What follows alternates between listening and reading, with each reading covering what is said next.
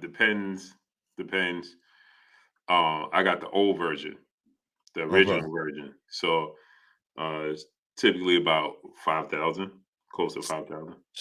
Well, they just sent you that for free, or you paid for that? No, they sent it to me for free. Yeah. Why? Just for Why does? participation and stuff like that. Oh, that's what's up, bro. I had to. Hey man, that was like I want to say, man, that might have been a year in the making, year and a half. That's what's up, bro. I can't wait to get my year and a half in the making, bro. Yeah. I'm a little young bull right now in the space. That's what's This up. one was my brother Kyle at the boxing session, and he gave it to me. Yeah, that was one. I remember when you got that one too. I remember when you put that Yeah. one on. I think when you was that was like I was like A side was still in there when we got that one, Yeah. right? Yeah. Yeah, He gave me that. Shouts out to my brother Kyle, the boxing session. Yeah, he gave me that one. no doubt, no doubt, no doubt. Pretty dope, right? Hell yeah, that's dope. That's official, bro. I'm over Yeah, I here did. sitting there with these replicas. You got the real deal. Yeah, I did charity work with What's going on here? With the IBF? Oh, there you go. Yeah, with children and stuff like that, and I just gave back, and uh they just recognized it. Daryl Peoples, and Good stuff. that was a while ago. Man, that might have been more than 2 years ago.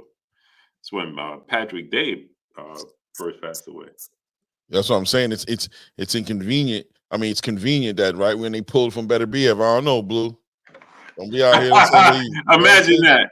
Imagine that they pull it Yo, off. right then Shouts and out there, to they're the like, boxing plug yeah, is send in Blue the that belt. building. The Yeah. boxing plug is in the building. L Dub Boxing. L, what's goody? Hey, fun fact: L Dub Boxing knew this was coming. L Dub, when did you say this was coming? Like 2 weeks before the fight. What? Wait. Which one? Okay, we're gonna talk about it, I guess. With Beterbiev. Okay. You talking about the whole situation that's going on right now with Yeah. Okay. Yeah, with the IBF. Yep. He called it. He said it 2 weeks before the fight. So essentially, he called this 3 weeks ago. No, longer than that, right? 2 weeks before the fight. Then I mean, the fight. it makes sense though because the fight got pushed out, right? Mhm.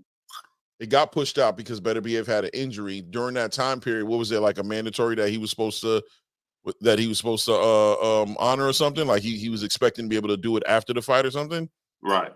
Shouts Okay. out to L Dub. Drop some info on this.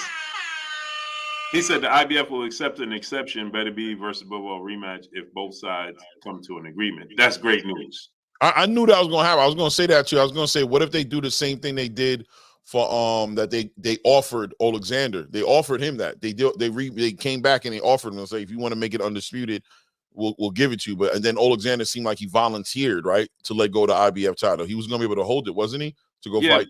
but L Dub, what happened with that Alexander Usyk situation? Because he was keeping me updated on that too. Right. Man, I'm gonna have to start paying L Dub for all this information he be giving me. They'll be bringing it in like matter of fact, like as a Yeah. matter of fact. Right. So I kind of forgot how that went. L Dub, what happened with that? The Usyk situation. I will have to go back in my messages. Salute to JJ Short Deuce, my brother in the super chat, in the building. Jonathan 97 in the building. Bobby Collins in the building. Third Simple NSU in the building. Uzi 300 in the building. Mike H in the building. Maharvest Salam in the building. E Skinner in the building. Louis Bay in the building. Great Gambino, he in the building. Derek White in the building. RM in the building. Edwin Torres in the building. Dr. RTV in the building. And of course, my brother L Dub Boxing, the Boxing Plug, is in the building. A Rob in the building. Silver Surfer in the building. Derek White in the building. Justin Hawkins in the building. Chuck PC Will Boxing in the building. Saint Cyr in the building. Leonard Bryce 3 in the building. Untraceable in the building. The Queen, the beautiful Queen, Maya Egypt. Claymore, she's in the building. Yeah, Maya. Yes, Love the sir. picture. Maya, you look like a Maya. Beautiful Queen is in the building. Cameron Fields, she's in the building. with that clear skin, with that natural clear skin. Salute, Queen. Salute to Joe Johnson, nephew in the building. Sonny Augustine in the building. Chuck Chick Cicerelli, my brother, he in the building. Mike H in the building. Al Williams in the building. James Hicks in the building. Trillion of Judah, he in the building. Brandon Broussard in the building. T Bonafide in the building. Edwin Hall is in the building. Happy Valley Farms in the building. Giovanni Walker in the building. Motel 909 in the building. Mr. Crick in the building. Hannibal in the building. Another beautiful queen has graced us with her presence. Yes, Terry Brewer Wright, she's in the building. With the 2020. I got you, Terry. Sultry Speaking in the building. Melly Mel in the building. Richard Ponce in the building. Gerald Freeman in the building. Salute. And more importantly, we got my brother, my co-host, Claymore Rain. He's in the building.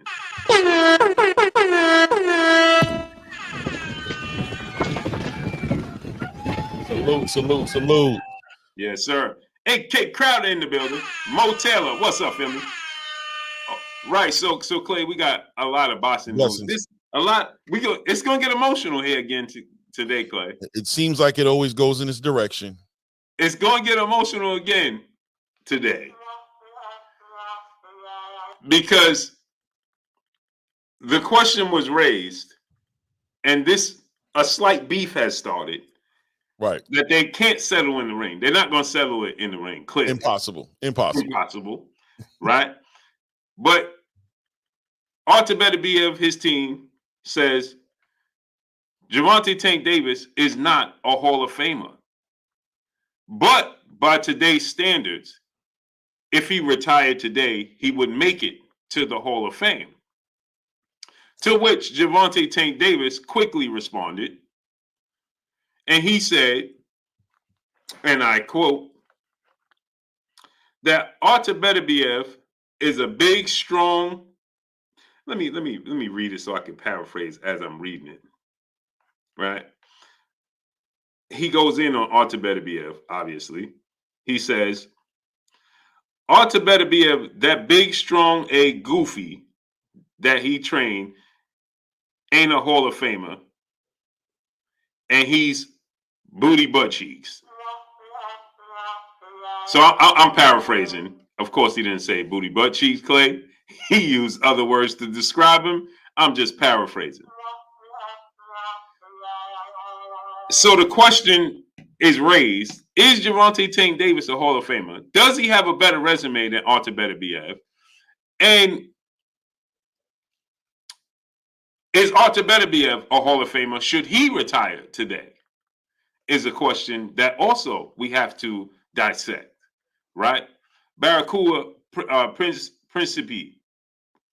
Did I say that right? Principe? Barracuda Barucua? It's Puerto Rican. To be fair, Arthur really isn't nowhere near Tank level. Trust me, Tank will make that Hall of Fame. Artur Beterbiev ain't nowhere near Tank's level, Clay. Mac Majestic in the building. Clay, you on mute. I can't hear you. I can't hear nothing you're saying.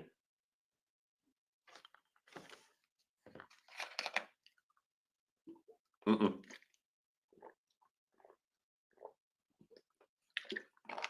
Mm-mm.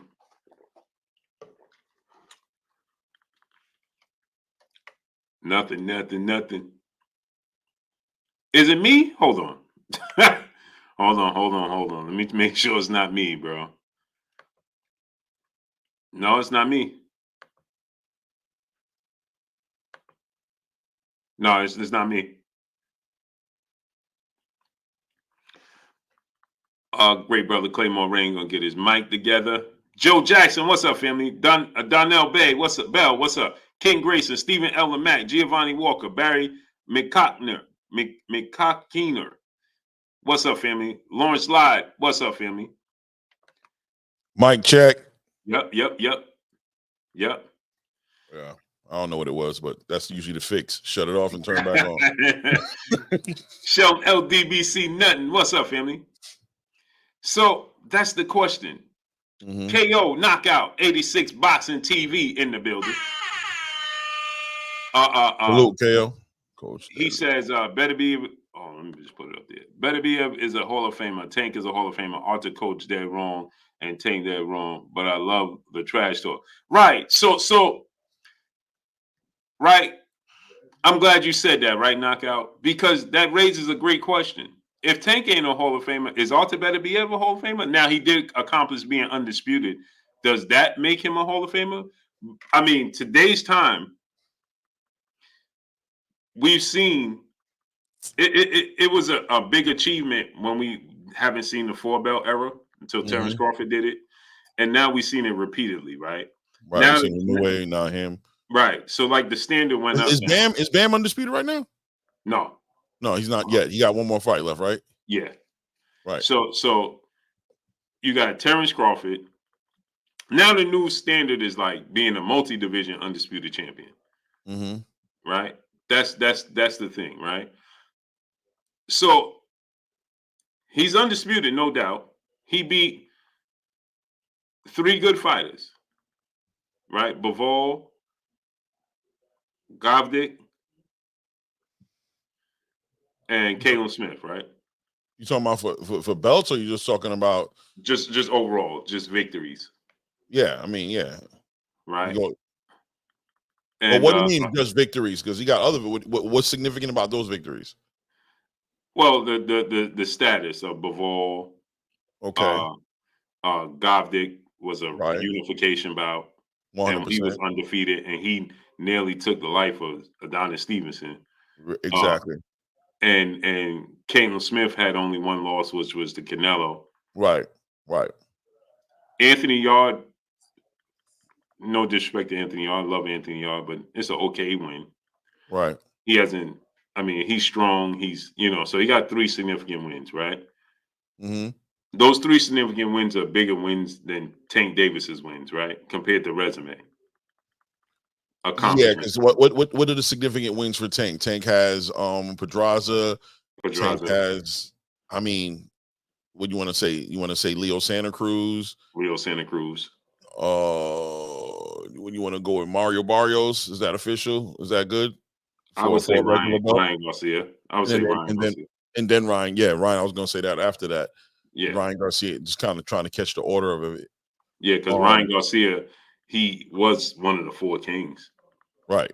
The new 4 kings. So I would say Ryan, Pedraza, and Leo Santa Cruz. Right. So we're not doing Mario. No. Yeah, it's a solid win, Mario Barrios. But he went up a weight class. It was a regular belt, but Yeah, the what came along with it made it interesting. He did jump 10 pounds, 20 pounds, right?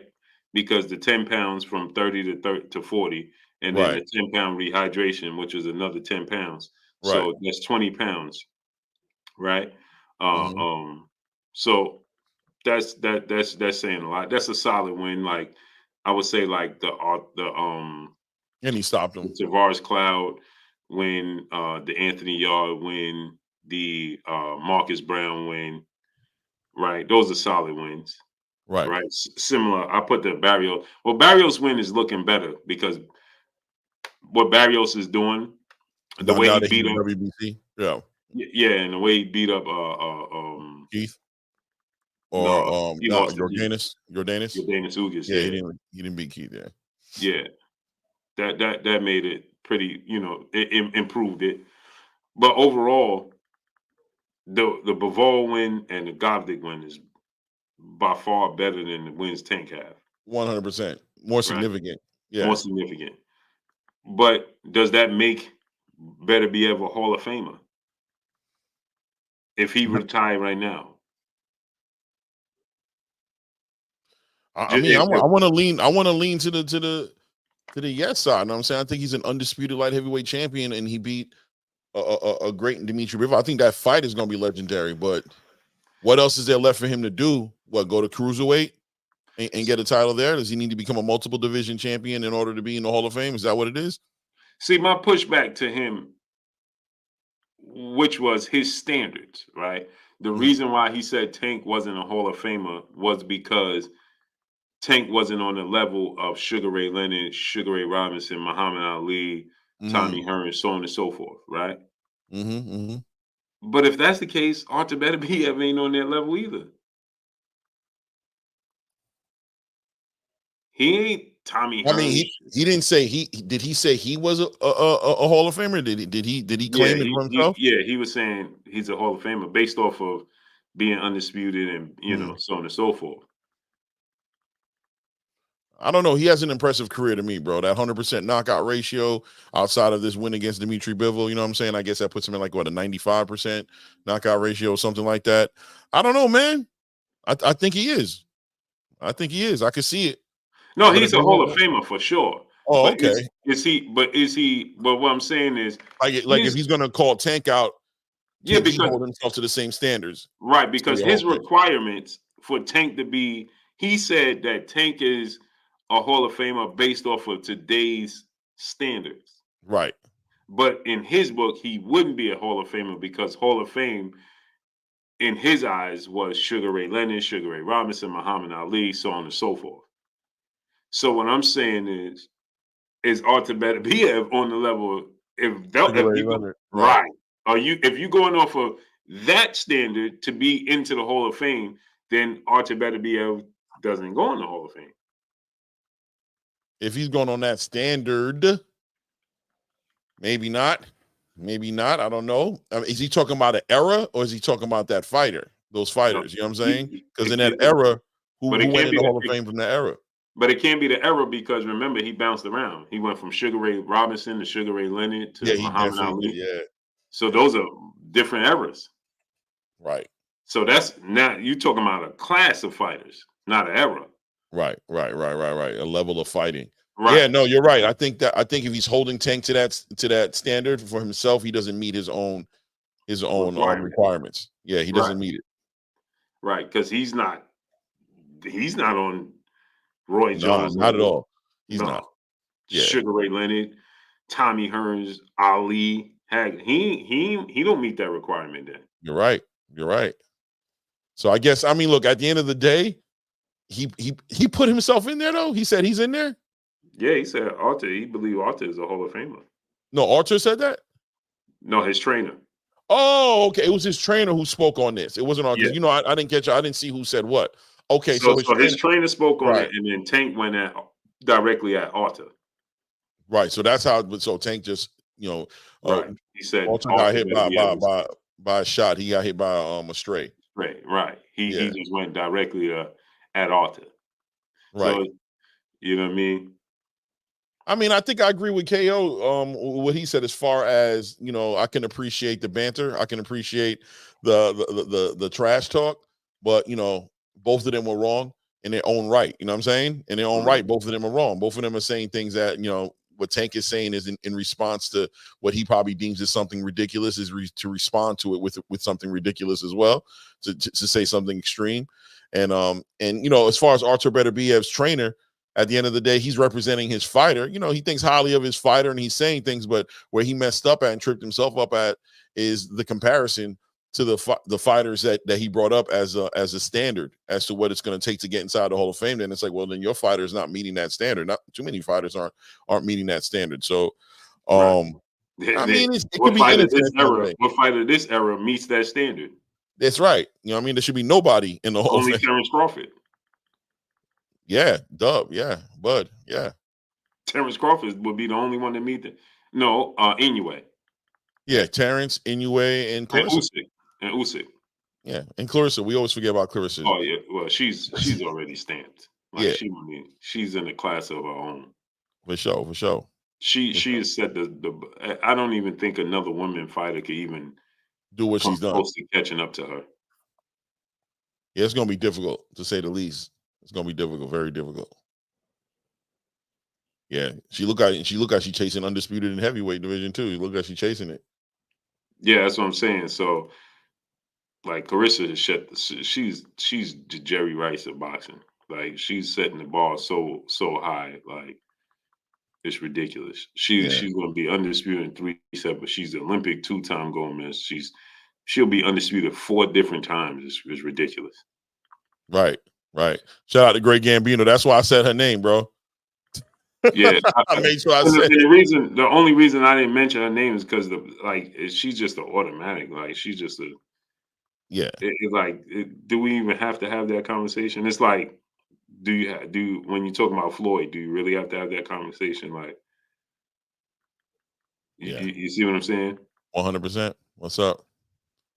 So, when I look at it from that standpoint, Carissa is just in a class of she's a Hall of Famer right now. What is she, 26, 27? She a young bull. She a young bull. Yeah, that's what I'm saying. Like, it's just what she's doing is it's not even fair. She's just padding the stats. So It's a time that she's into. It's the era that she's in. I mean, not to respect all the way, but she's just in a time where that's another thing that she's doing. She's changing a lot up in the expectation because she's just really ahead of her time in the space of females that are boxing. They just really can't compete with her. Yeah, they can't. She is Jack Johnson of women boxing. I agree. That's a good comparison. That is a good comparison. Yeah, she is, like she's the Babe Ruth. Like there's some things that'll never just be. It doesn't matter what you accomplish after what she's done. You'll never eclipse her status. Yeah, it's going to take a different breed of woman to play with those stats. It's going to take a level of she just like genetically, you know what I mean, and you know what I mean. She's just genetically like nobody can really compete with her, bro. Like That's what I'm saying. Yeah, her status will be so. Even if you eclipse it, it still is like, all right. She's the first one. You can't never take it away. She's gonna be your mother. You're gonna be her child. It's like the Will Chamberlain, right? The Will Chamberlain effect. There's people that pass Will Chamberlain, but it don't have the same. It don't have the same oomph. Like Will Chamberlain scoring 100 points is especially when he was doing it. It was just like he was looking like a god. Like he was looking unstoppable. He was just looking. It was almost like cheating. People were just looking at him like, yo, why? It's like having that 15-year-old on the 12-year-old team, on the 11-year-old team. Like, yo, where you get? You know how them Cuban kids used to pop up on the baseball? Right. They pop up and it's like, yo, how old is this kid? What are you talking about? How old is he, man? He's 12 years old. Nah, bro, don't do that. That's a grown man. That boy got a whole beard on his face. He got a whole mustache, puberty hitting him. It's just a whole different energy. These kids ain't gonna be able to compete with this kid. Right. And that's what I'm saying. Like, it's just a whole different. She's just in a whole level. Mike H, my brother in the super chat, dropping that cinco on us in the super chat. He said, hey, but let's not forget, none of Tank's big wins, with the exception of Ryan and Pitbull, came at 135. Yeah, that's true. They're gonna push back. Yeah, they're gonna push back. It's a good conversation to have. I think what it comes down to, Blue, is, and this is always going to be the conversation. People always going to call it hating and whatever have you, but I think people just having a hard time understanding that boxing fans from another era who watch boxing in another era have a different expectation for the fighters. You know what I'm saying? And they find this era is a little bit different. You know what I mean? Like the era of belts don't matter, the era of, you know what I mean, not unifying your division. Take over for 1 second. Okay. The era of not unifying and not chasing champions, not fighting the best, not fighting the best. And even though the results are there as far as the victories are concerned, as far as the dominating performances are there is concerned, this different era of boxing, which it's a different era of boxing. It's hard for fans, and it looks like Artur Beterbiev's a coach and trainer is cut from that cloth, or he's from that era where he's looking at what Tank Davis has accomplished, and he's looking at it like, oh, this might not have flown in another time period, right? So, and that's what the whole boxing, a large part of the boxing space has been pushing back at, and it gets looked at as hating. You know what I mean? That's what it is. It gets looked at as hating. You know what I mean? And I don't think it's hating because I don't want to keep beating up a dead horse. But once again, another boxing space who, in my opinion, was probably communicating in a respectful way, but just probably trying to answer a question in the most honest way he can answer it.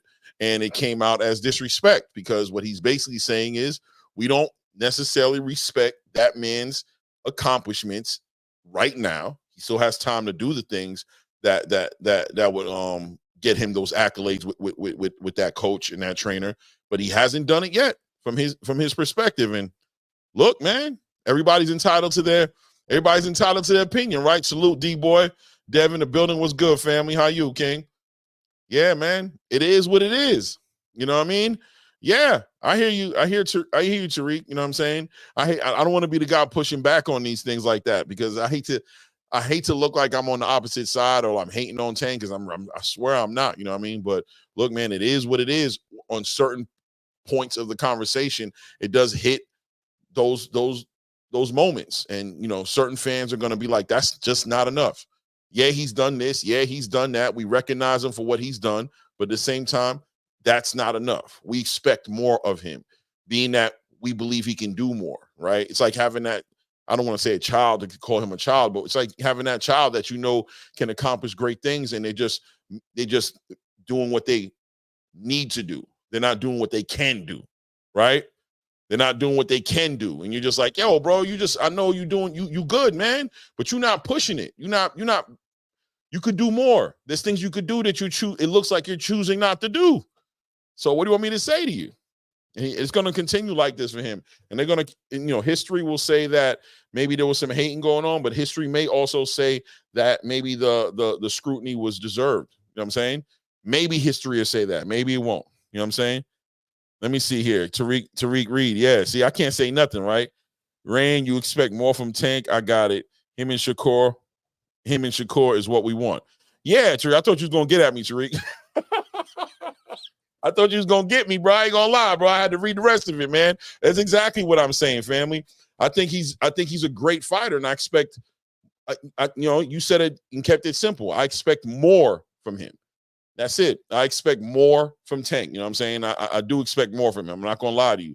Maybe some people would consider that not fair. I'll be honest with you. I've heard people say that. That ain't right. You ain't asking Shakur to do that. Or I am asking Shakur to do that. But, they'll mention a whole list of fighters that they think I'm not expecting that from, because I'm talking about Tank, the face of boxing, the most popular guy in boxing, the guy that we should be talking about because he is that guy.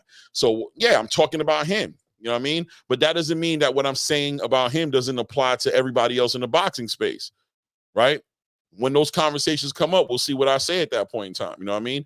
Right now, I think Shakur is moving and has been moving that direction. We'll see what his future is, but he looks like he's always chasing down a title, some sort of unification, some sort of accolades in the division he's at. That's what I like to see my fighters do.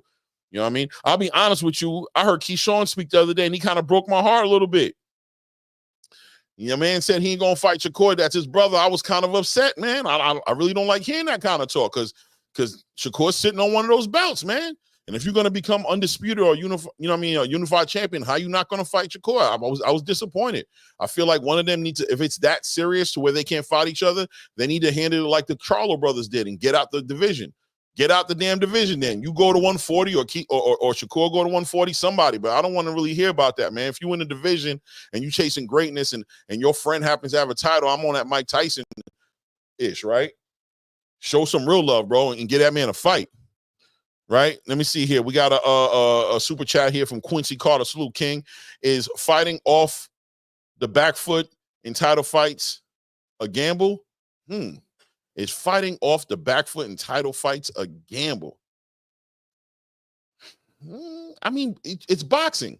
The gamble's in the fact that you're in the ring. So it's about your skill set. It's about how you're able to box off that back foot. Obviously, you got a lot of fighters that have been successful in that. So I don't think that particular thing is such a gamble, Quincy. I don't know, if I answer that question at all, but I have a hard time sitting here and saying yes to that to a Floyd Mayweather or Shakur or, you know what I mean? Like, I don't know. Even Devin, you know what I mean?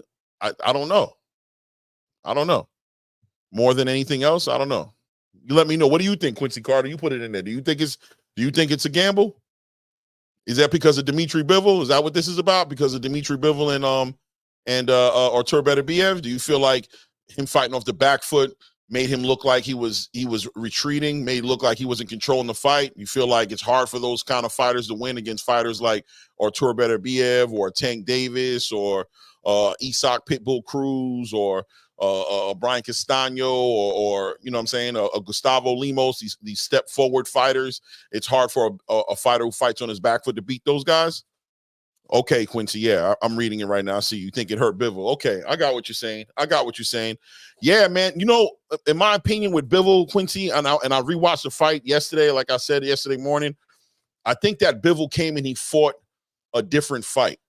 You know, as I watched the fight even that night, and I talked to Blue about it before the fight, so I said to myself, if Bivol comes in and steps in with the same energy he did when he fought against Malik Zanad, which is to step to the fighter, to try to smother the power and overwhelm him with his own power, his own speed, his own timing.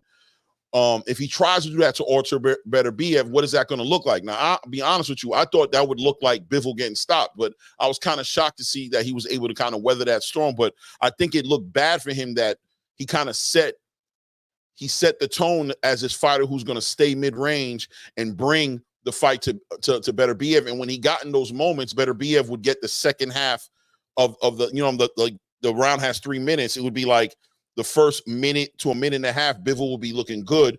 But then that last minute or so, Artur Beterbiev would be winning those exchanges. Then you see Dimitri Bivol get on his back foot at that point and box, it may look like he's retreating. It may look like Beterbiev's pressure is making him go the other way, doing something that he didn't want to do. So I think it could have been some crossing the wires as far as how he normally boxes, which would normally get celebrated. In this fight, it looked like he was kind of get forced to fight that way. Then when he tried to stay in there in exchange with Beterbiev was able to kind of win those exchanges in those moments, right? But I get where you're coming from. Let me keep reading here. Oh man, D-Boy, I love how people say how trash Shakur is, but none of these guys, favorite fighters, want to fight him. They don't even call him out. Only guys I ever seen call Shakur out is De Los Santos and Floyd Schofield. Yeah, I agree. I think Shakur Stevenson arguably could be one of the most is in the conversation for one of the most ducked fighters, one of the fighters who have the hardest time getting somebody to fight him. And people can blame it on it be boring and they don't want to fight him because it's gonna be boring. That's one way to look at it. The other way to look at it is he's complicated and hard for you to fight and more importantly, hard for you to beat. Right? More importantly, hard for you to beat. So I definitely feel you're coming from. Yeah, let me see what we're reading here. Irizi, if Kerr is chasing these fighters, then why sign Eddie? None of the fighters he's chasing is with Eddie. Yeah, I hear Irizi. That's another thing, you know what I mean, that I'm having a hard time with in today's boxing space, man. This whole different side of the street. I mean, I acknowledge it because clearly it's true. You can see it manifest in so many different ways when it comes to making certain fights happen. But, you know, that kind of does frustrate me a little bit. I think a fighter not signing a deal with somebody who can probably get him a lot of money, just one fight seems to be the issue for him. Him not taking that opportunity just to make one fight happen. I don't know, man. For me, it's like I don't know why that has to be made that necessary. I think anything can happen. You see cross promotions happening all the time between companies. I don't think that's a legitimate reason as to why a fight doesn't happen. You know what I mean? For me, I don't think it's a legitimate reason. Let's see here. Blessings Day. Bivol won the fight. Beterbiev is a meathead. Bivol outclassed him by and large. 77 figures. I don't agree with that. So, but it is what it is. Everybody has their own opinions. You know what I mean? Everybody has their own opinions. It is what it is. I don't think he outclassed him that bad at all. I think that was a super close fight. I don't believe in robberies and super close fights, man. I think, you know, if you love the science of boxing, the hit and not get hit, and you feel like Bivol was doing that, go ahead. I think he was getting hit at times, and he definitely got hurt sometimes. But if you like pressure and the guy making the fight, then I think is a big argument for Beterbiev to be winning that fight off the strength of that. So it just matters what kind of boxing you like at the end of the day, what kind of fighting you like and what you celebrate, in my opinion. Let me see. Shakur, it's called boxing, not slugging people with that boring ish that will get your brain damaged and broke. Stop it. Yeah. It is, man. People forget that. Pressure, yes, but not skills. I think 77 figures, I think pressure is a skill. I think to be able to give effective pressure and not get hurt and not just get clipped, right, is a skill. I think it's hard to argue that Beterbiev didn't show skills in that ring that night. I think it's hard to argue that, especially considering the fact that he coming in off a rehabilitated knee after he tore his meniscus. It's just his ability to cut that ring off and even hang with Dmitry Bivol on an athletic level enough to put that pressure on Dmitry to actually have Dmitry looking the way he did in those championship rounds is a skill set that nobody else who Dmitry Bivol's been able to fight against has been able to expose of him, right? So within itself, it might look easy. That's one of those, it looks easier. It's a lot easier said than done, right? It's a lot easier said than done. But it is what it is. Hopefully, we'll see the rematch. I have a question for you guys. Now that we see what's happening right now, it looks like Dmitry Bivol is campaigning for the rematch. Artur Beterbiev has said he'll make himself available. Turki Al-Sheikh has said he's willing to facilitate and finance that fight to happening. How does the next fight look? What does Dmitry Bivol improve on in this fight to get himself the win? Is there much for him to improve on? What did he do wrong? And what kind of Artur Beterbiev do we see coming in a second fight, who's been in 12 rounds with Dmitry Bivol, walked away with a win, and was fighting on a rehabilitated knee? So a more rehabilitated, less injured, more confident Artur Beterbiev against a Dmitry Bivol. How does that fight go? How does that fight go? Does Beterbiev just finish it up? Is it going to be round 13? Is it going to go how round 10, 11, and 12 went? Or does Dmitry Bivol come with a whole different game plan and take advantage of Artur Beterbiev in a way that, you know, I think a lot of us are kind of wondering how? Let me see here. Muharib Salam said effective pressure is not a criteria for judging. I think it's easier said than done. That's what I'm going to say to you. I think on paper, what you say sounds nice, but I think as a judge, I find it hard to believe that judges aren't grading effective pressure and putting that in as a criteria, as a factor into their judging. You know, we're going to deal with boxing where it is and what it's always been, or we're going to keep on living in la la land, because I don't think that thinking is going to take Dmitry Bivol to becoming a unified or undisputed champion in the light heavyweight division, right? I don't think that's what's going to happen if he thinks that way. I think you got to take it for what it is, not what it should be. Fight goes the same. Neither has anything left in the bag. Muharbi, I think yes, I say it goes the same as far as it being competitive, but I do think there are places in that fight that Artur Beterbiev could have done better. I think, and he's mentioned it, right? He wasn't the 100% who he could have been. I think we can see a lot of improvement in Artur Beterbiev. I'll be honest with you, I don't know how much more improvement I can see in Dmitry Bivol. You know what I mean? He boxed, he moved around, he stood in there, and he fought the fight mid-range. He won some of those inside battles. He did things that we never seen him do before and we didn't believe anybody could do with Artur Beterbiev. He pushed the limit, and I think we've seen potentially the best version of him we've ever seen, and it wasn't enough. Well, it was enough to a lot of fans. A lot of people thought he won the fight, but as far as approval is concerned, as far as him improving and becoming a better fighter, you know, maybe a little more space. Everybody could be better, but Artur Beterbiev clearly, you know what I mean, in my opinion, clearly wasn't the best version of himself he could be. And like I said, he said it as well, that he felt like he could do it way better. So I think that'll be interesting. I think the rematch is going to be a way more fun fight to watch. I'll say it like that. I won't give no guarantees on what happens, who gets stopped or anything like that, but I'll say it's definitely going to be a more interesting fight and a way more entertaining fight. Hey, Clay, just give me a few minutes. Somebody stole my son's phone, and I found the house that it's in. So just give me a few minutes. Oh, it's like that? All right, go do your thing, man. All right. Woo! Go get that phone, player. I don't know why people are stealing iPhones today without coming up with some sort of like pre-plan on how you're going to deal with this iPhone. You got to know it's getting tracked. So if you ain't got a way to turn something off in there, or you know it's getting tracked, I don't know. It is what it is. It is what it is. Tariq Reed said, I have Bivol winning for by a few points because that's the way boxing is scored. Don't know what the F is going on. Yeah, Tariq, listen, I walked away that evening. If you watched the live with me and Blue, and I said I thought Bivol won the fight, right?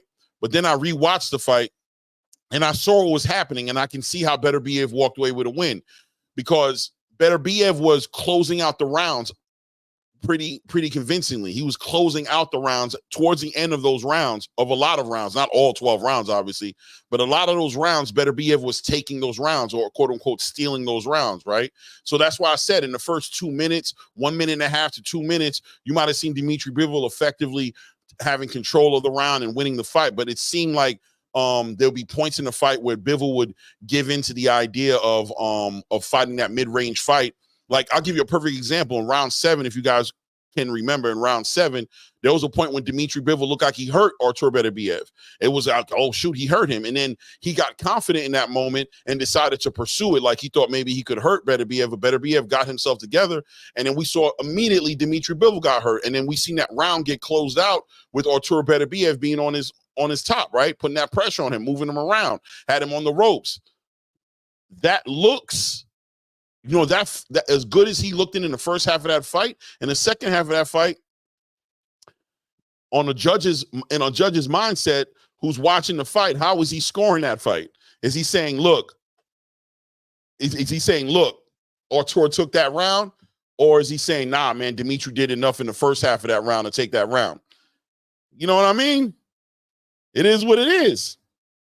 It is what it is. There's a lot of ways. As I watched that second fight, I saw more of the fight that made me feel like it was a draw, right? But I also saw some swing rounds in there, particularly in my opinion, round 5 and 7. Those are the two specific rounds that I think were very like, you can go either way with it. If Beterbiev gets one of those rounds, I can see him up winning it with that 115-113 score. I can see it happening. Listen, if we still debating this fight, it was a great fight. 100% J Pitt, 100%. 100%. So, look, guys, let's tap into what happened last night. Did we catch Chris Colbert last night? Cold butter. Did we catch Chris last night?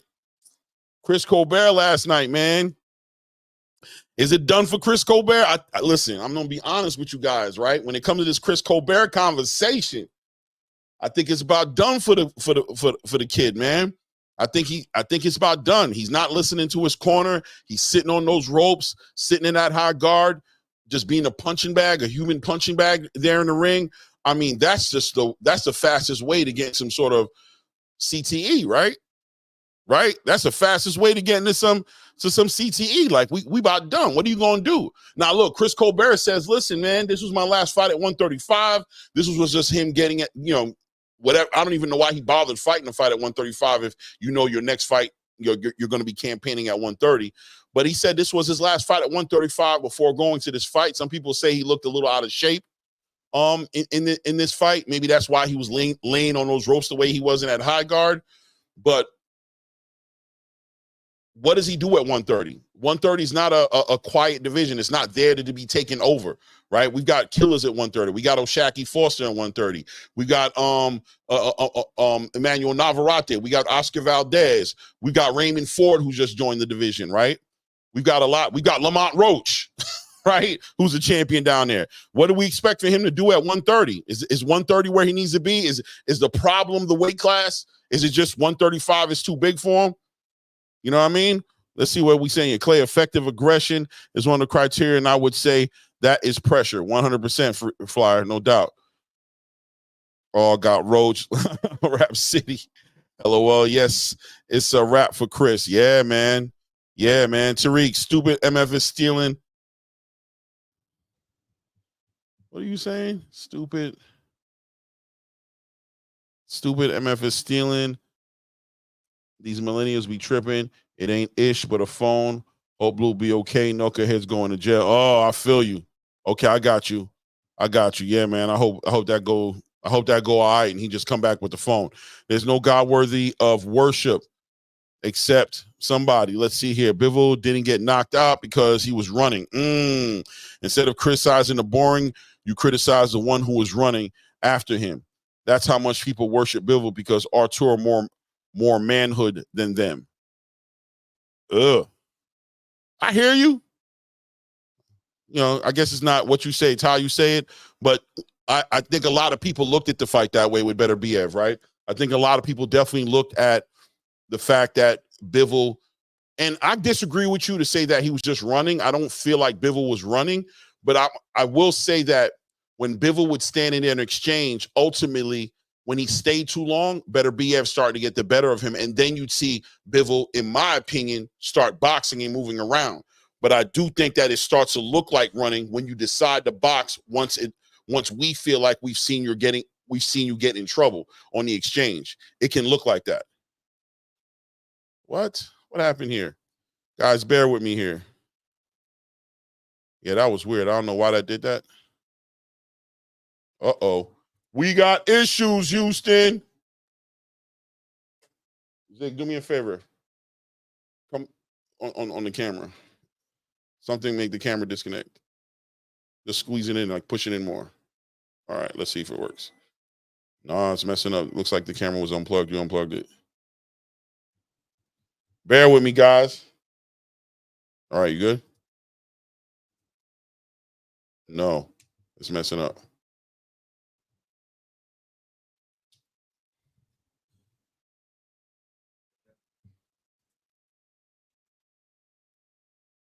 No, it's switched off. All right, hold on. Bear with me. Bear with me, guys. Bear with me. No, hold on. Wait.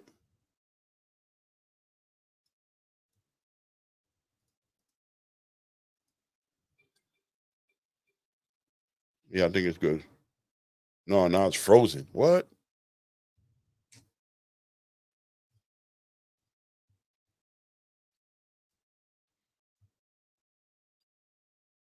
Bear with me, guys.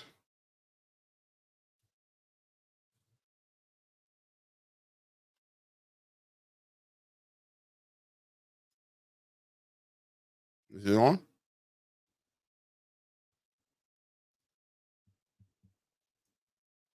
No, it's messing up. All right, we got to just go to the other camera.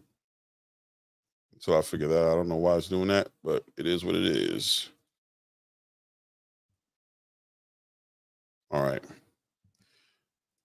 All right, guys. Sorry about that. That was weird. I don't know what's going on. You know how I go, technical difficulties. It is what it is. But we back in the building. Can y'all hear me? If you do know, y'all get KO'd a lot in fighting growing up because that's just stupid. Oh, you're back. Yeah, I might have to just go over there. But I'll wait till we done. Yeah. Yeah, My camera messing up. I had to switch up the camera. Yeah, your quality went out too. Yeah, no, it's a different camera. That's why are you checking those connections, Lee? Maybe I kicked it or something. Yeah, I'm just gonna have to go over there, man. What, y'all called over there or something? I don't understand what happened. Yeah, the wife and they was trying to figure it out, but people try to play games.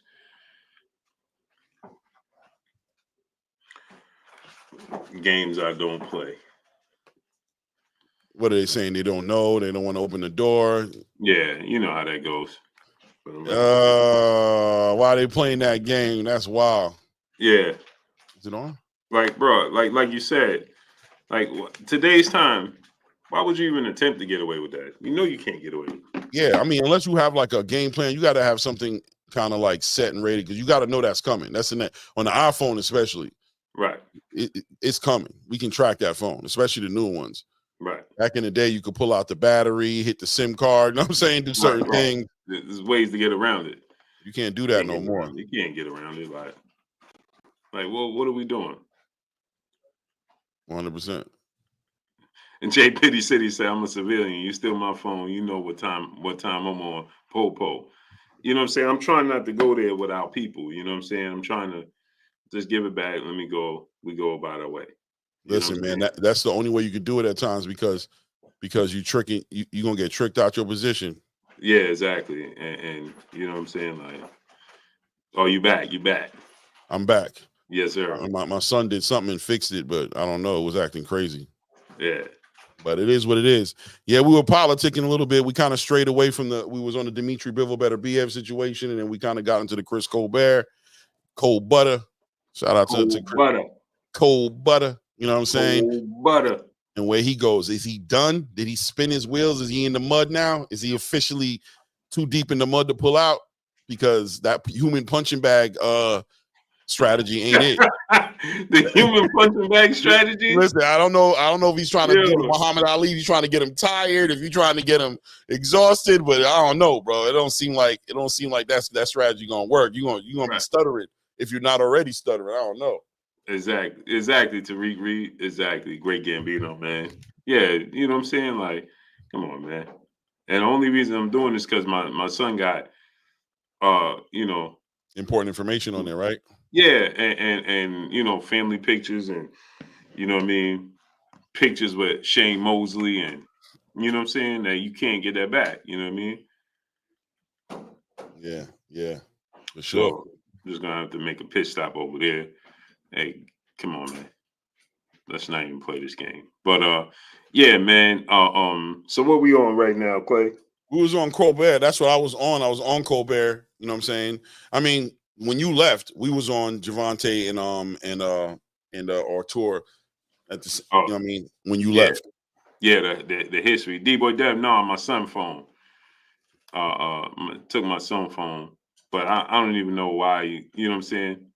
This kids too, they just dumb. They just not, unfortunately. Yeah. He That's said what it be coming down to. if you had iPhone, your iCloud should have. It probably do. I don't even know how that works. No, it definitely does. He definitely got the pictures ain't gonna be an issue. Nothing stuck on that phone. He can get everything off that phone. I'd be more so concerned about them getting stuff off the phone. I don't know what he has in the phone. I mean, access to Right. cards and cash apps and things like, you know what I mean? Like you want to cancel those things, obviously. You know what I mean? Like, yeah, my wife canceled everything.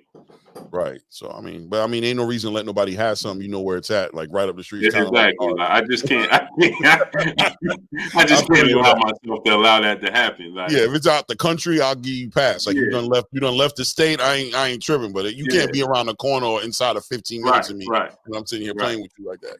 Yeah. I just can't allow that. So like, you know, you can't be 15 minutes away from me. You got me fucked up. Excuse my I friend. just can't. Like, there's just no way. But yeah, man. So man, my train of thought got lost, man. No, yeah. So Gervonta Tank Davis, Artur Beterbiev, Hall of Fame. Who's wrong in this situation? I think we pretty much left it where it was at, though, Blue. I'll be honest with you that it's not nobody's really wrong.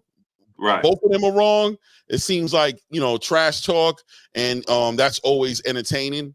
Like you said in the beginning, Tank ain't never gonna fight. Beterbiev ain't never gonna fight Tank. It's got to be left there, right? It's gonna be, you know, it's a manager talking with Tank, and Tank just, you know, responding to the manager's what he looked at as disrespect, but also acknowledging that in this era that we're in, it just speaks to the reality of boxing as we knew it ain't the same anymore. The standard isn't the same. And you know what I mean? You could look at this trainer and call him a Tank hater, right? But this guy has no skin in the game. You all right? Artur Beterbiev's trainer don't have no skin in the game to be hating on Tank. He's just being honest. Like we're being honest, I feel, when we're talking about it. But we get looked at it the way we get looked at it because, you know, I think a lot of it has to do with we're black. You know what I'm saying? Right, and we're expected to kind of like go along to get along, and calling people out is looked at, you know, bad. People who look like us is look like bad, like we're supposed to be supporting it. But I think Artur Beterbiev's trainer speaking to it was just letting it be known how the world is paying attention to the space and how they feel about the way boxing in America has gone. And once again, I've said it before, just like with the Olympics, the way we did not medal in the Olympics and all these new southpaws that are popping out all of a sudden. Like everybody's a damn southpaw. You know what I'm saying? Right. Boxing. Right. That was rare. Right. You know what I'm saying? So now you're looking at the competitive nature of the sport affecting the development of the fighters over here, in my opinion, right? Right. The fact that you're not getting the best isn't fighting the best. Now we're seeing the fighters' development get hurt. And now when they get on a world stage, they're getting outshined. They can't get medals. They're not doing what we used to dominate and be like the standard for. Now we just looking average, or even, dare I say, below average. Mm-hmm. You know what I'm saying? Press reset, brother Claymore. Am I good, Sonny? No, you I'm good. Okay. You know, he got a delay probably. Okay. All right. Just let me know. Okay, babe about to come on. All right. No. Oh, I can't wait, man. You about to come on right now? Yeah. Oh, that's gonna be. I'm excited. Yeah, the devil is a lie, right? Right, Sonny Augustine? Yeah, man. And I think that's what it is. I think that's getting highlighted. And I think a lot of fighters and a lot of analysts today, you got some analysts that are just raw with it, like Tim Bradley or Paulie Malignaggi, like they just raw, right? They just gonna say it and they're gonna look like they either racist because Paulie Malignaggi's white, or they're gonna look like they haters because Tim Bradley's sitting there telling the truth, or we gonna look like haters. You know what I mean? No matter how respectfully we try to say it, we gonna look the way we look. But like I said, this Artur Beterbiev trainer situation is somebody who don't have skin in the game, who's just being honest. And I think he represents the thoughts of a lot of people, not everybody, but I think there's a lot of people who probably feel the same way. They just choose to stay quiet. Why hate on another fighter? Why say the wrong thing? But I think in their hearts, they look at it and they're like, yeah, bro, nah, my brother could do better. My brother could fight better. You know what I'm saying? I do wish he would fight, you know what I'm saying, that he would make these bigger fights. I don't think that what he's doing is Hall of Fame worthy right now. I think he needs to do more, respectfully. You know what I mean? That's it. Mm-hmm. Yeah, you know, the Tank is a 5-time world champion, right? Now, some people can question. See, and this is why I don't like to go down that road. Like people with Manny Pacquiao, he's really a 6-7 division champion, not really 8 division champion. Tank is really not a 3 division champion, really a 1 division champion, 2-time world champion. And the problem that I have is that, you know, the problem that I have with it is that it's just way too many belts. It's way too much going on. If you remove all that, Shot News TV, where you been at, brother? Salute, King.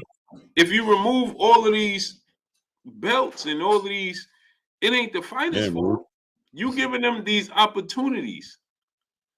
You putting them in position where they can fight for interim belts and be considered a champion and fight for, you know, regular belts and super belts, and you putting them in that position.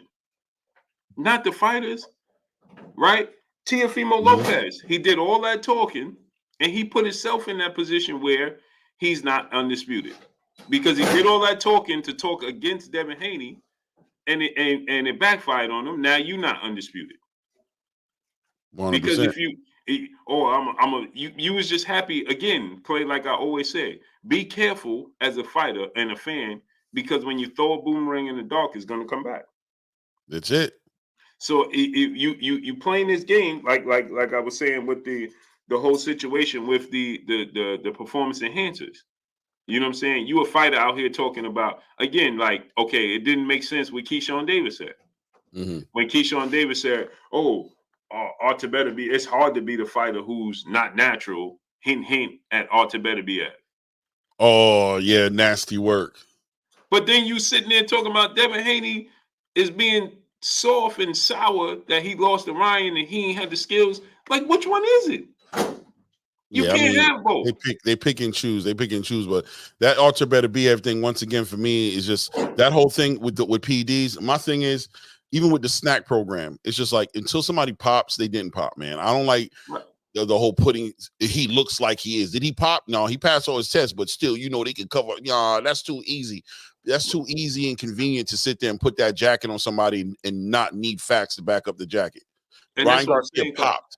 And that's what I'm saying, Clay. But this is the thing. You can't say, like you said, Ryan Garcia, we know he tested positive. There's no debating that, right? He lost. I mean, he tested positive. That's it. That's all. It's proven, right? I don't care. You trying to tell me how it got in the system. It was only 0.8 trillion per gram. I don't care about none of that. It's in the system. And how do you get 0.8 trillion from anything in your system without having a full thing in your system? Or at least half? That don't make sense. Unless it's cross-contamination, and you can't prove it's cross-contamination.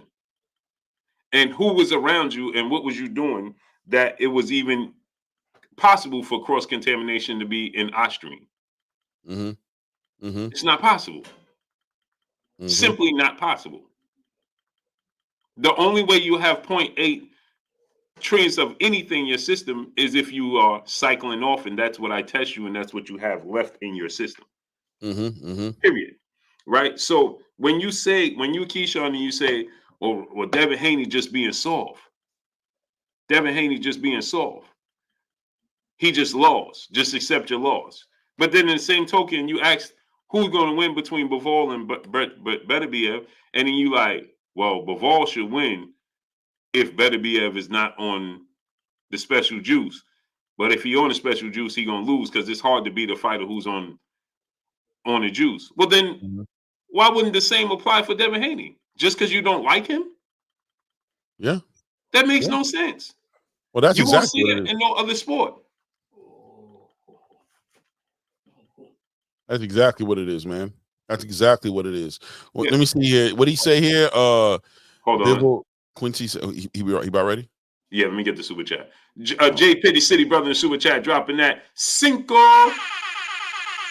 on this in the super chat. He said, Blue, do we count Tank's 140 belt even though Josh Taylor was the super champion of that belt at that time? That's where the problem comes in because they the ones that created the belt. They the ones that made it that way. There you go, my brother. Yo, yeah, I had to set up an account, so it took me a minute. Oh no, it's all good, champ. Salute, What's going on with you, champ? What's good, family? Oh, What man. up? What's good? Hold on, y'all. We good now? Yeah, Hey, the salt yeah, move, the salt shaker move. What you say? I said the salt shaker move. Oh, I'm in Beverly Hills right now. just little old Beverly Hills. Just little old Beverly Hills. Yeah, I was at this little spot getting like a smoothie shake. So yeah, so I just went on because Blue hit me up. I'm like, fuck it, there's some chairs right here. I might as well do it. Facts. Yo, you so because I see the Scully, the hoodie. It's cold. No, I need it cut. So I'm like, okay. I'm wolfing a little bit. Yeah, so I got to find a barber shop, or a barber or something. Okay. Cause I'm like, man, that's why I said, where you at, champ? It look like it's cold there. Oh no, it ain't bad. No, it's in the 70s here. Oh, okay. Yeah, this New York weather is different, man. It's barely getting over 50 today. Oh yeah, man. You know I'm from Cleveland, where it's horrible. Yeah. So. Oh yeah, Cleveland. Man, I've been to Cleveland in the winter. It's crazy. Oh man, yeah, I can't do it. I can't go back to that. Yeah, facts. But we got my brother, the champ, Mickey Bay Eternal in the building. Hey champ, what you got going on, man? When we gonna see you back in the ring? Because I know you still looking to make a statement. Yeah, well right now, well you probably break the news. I'm sure, but I'm working around that. Working around what he got going on, what Dev got going on. I'm gonna see what he got first, and I'll work my way around that because I got to pretty much, he my priority right now. So once that gets set up, once he get a date, then I'll kind of work around that. Now you've been with Dev for ever and a day. So it's just a reunion right now, right? Yeah. Yeah. I was. Go ahead. Well, I was saying, Miggy, I've spoken to you before through Mill City, but you never see my face because I'm always doing the Instagram. You might have seen my face, I don't know, but I remember a long time ago you've always kind of been campaigning on the low to kind of get back into that into Dev's, what I'm saying, into the Dev's training, because you always saw and always understood that Dev. You feel like Dev has a lot of untapped in spaces that he could be tapping into to win these fights. You always sound like you can bring that and get the best out of Dev. And it was kind of like refreshing to see that Bill hit that phone, you know what I'm saying? And you guys got back up in there. Going into it right now, and you said that Dev is a 140, natural 140 guy, because I was nerve-wracked about it. I'm not gonna lie. I thought the weight cut on the Ryan Garcia fight, it looked like he had a bad weight cut. It looked like he did, you know what I mean? But going into it right now, you feel like he's going to campaign at 140 to become a champion and maybe unify and even undisputed at some time? Or is he going to do the catch weight thing? Oh, no. Dev's going to be 140 for years. Like, Dev is an average size 140. Like, he's not even a big 140 like that. Like, trust me. Like, he not, I don't know why people think that. Blue, you didn't see him in person. Now, 35, that was pushing it. But now, 40, like, I'm sure for real, like if he wanted to make 40 for the next 3 to 5 years he could do it. Like, he not even that heavy. Like, I don't know where people get that from, and people act like he just some giant. Welterweight, he would be like I'm gonna say at welterweight, he'd be fairly small. Word. You know, I still think he could beat most of them cats, but I'm just saying, like, he's a 40-pounder. Yeah, I want the undisputed for him at that. But mind you, though, let me remind you, because people forget that Dev's still the WBC champion at 140. That was going to be a question I had for you, because I'm not too sure how they're dealing with that champion in recess.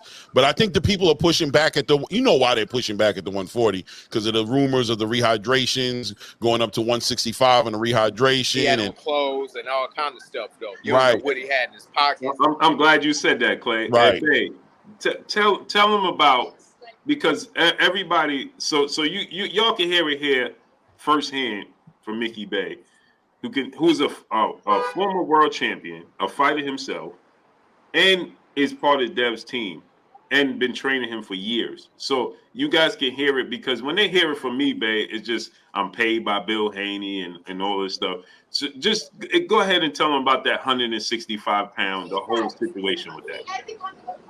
Yeah, well, like I said before, like a lot of times they just pop up in your dressing room with a scale, and you not even, it ain't like you stripping down to your drawers, because it ain't a weigh-in. So, I mean, if Dev got on jeans, boots, a jacket, stuff in his pockets, he gonna jump on right with that on. You know, Dev don't even weigh that right now. Like, we don't even got a date secured yet. He don't even weigh that much. He weigh less than that now. Right. He ain't even officially started camp for real. Like, he's probably like around 160 right now, give or take. Yeah, but probably like, there's no way Dev is a world weight. Like, yeah, talent wise he can win there, but he's not 40. He like a little average size 140 pounds. Yeah, I kind of felt that coming. You got to come back. I felt that it was getting kind of shaky. You there, Blue? Yeah, I'm here. Yeah.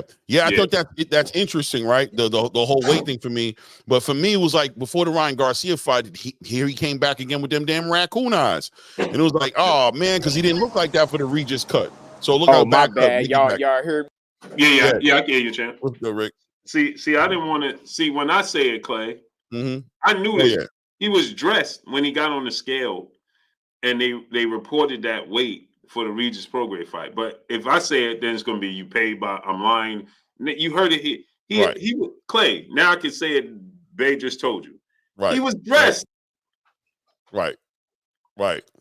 He was dressed at what, you know what I'm saying? Clay, 100%. You can't go to your local doctor? Yeah, I'm back. Y'all hear me? No. Yeah, we can hear you, Bay. We got you. Y'all hear me? Yeah, my fault. Somebody was calling me. My bad. Nah, it's all good. It's all good. You in Beverly Hills, man. You a wanted man, brother.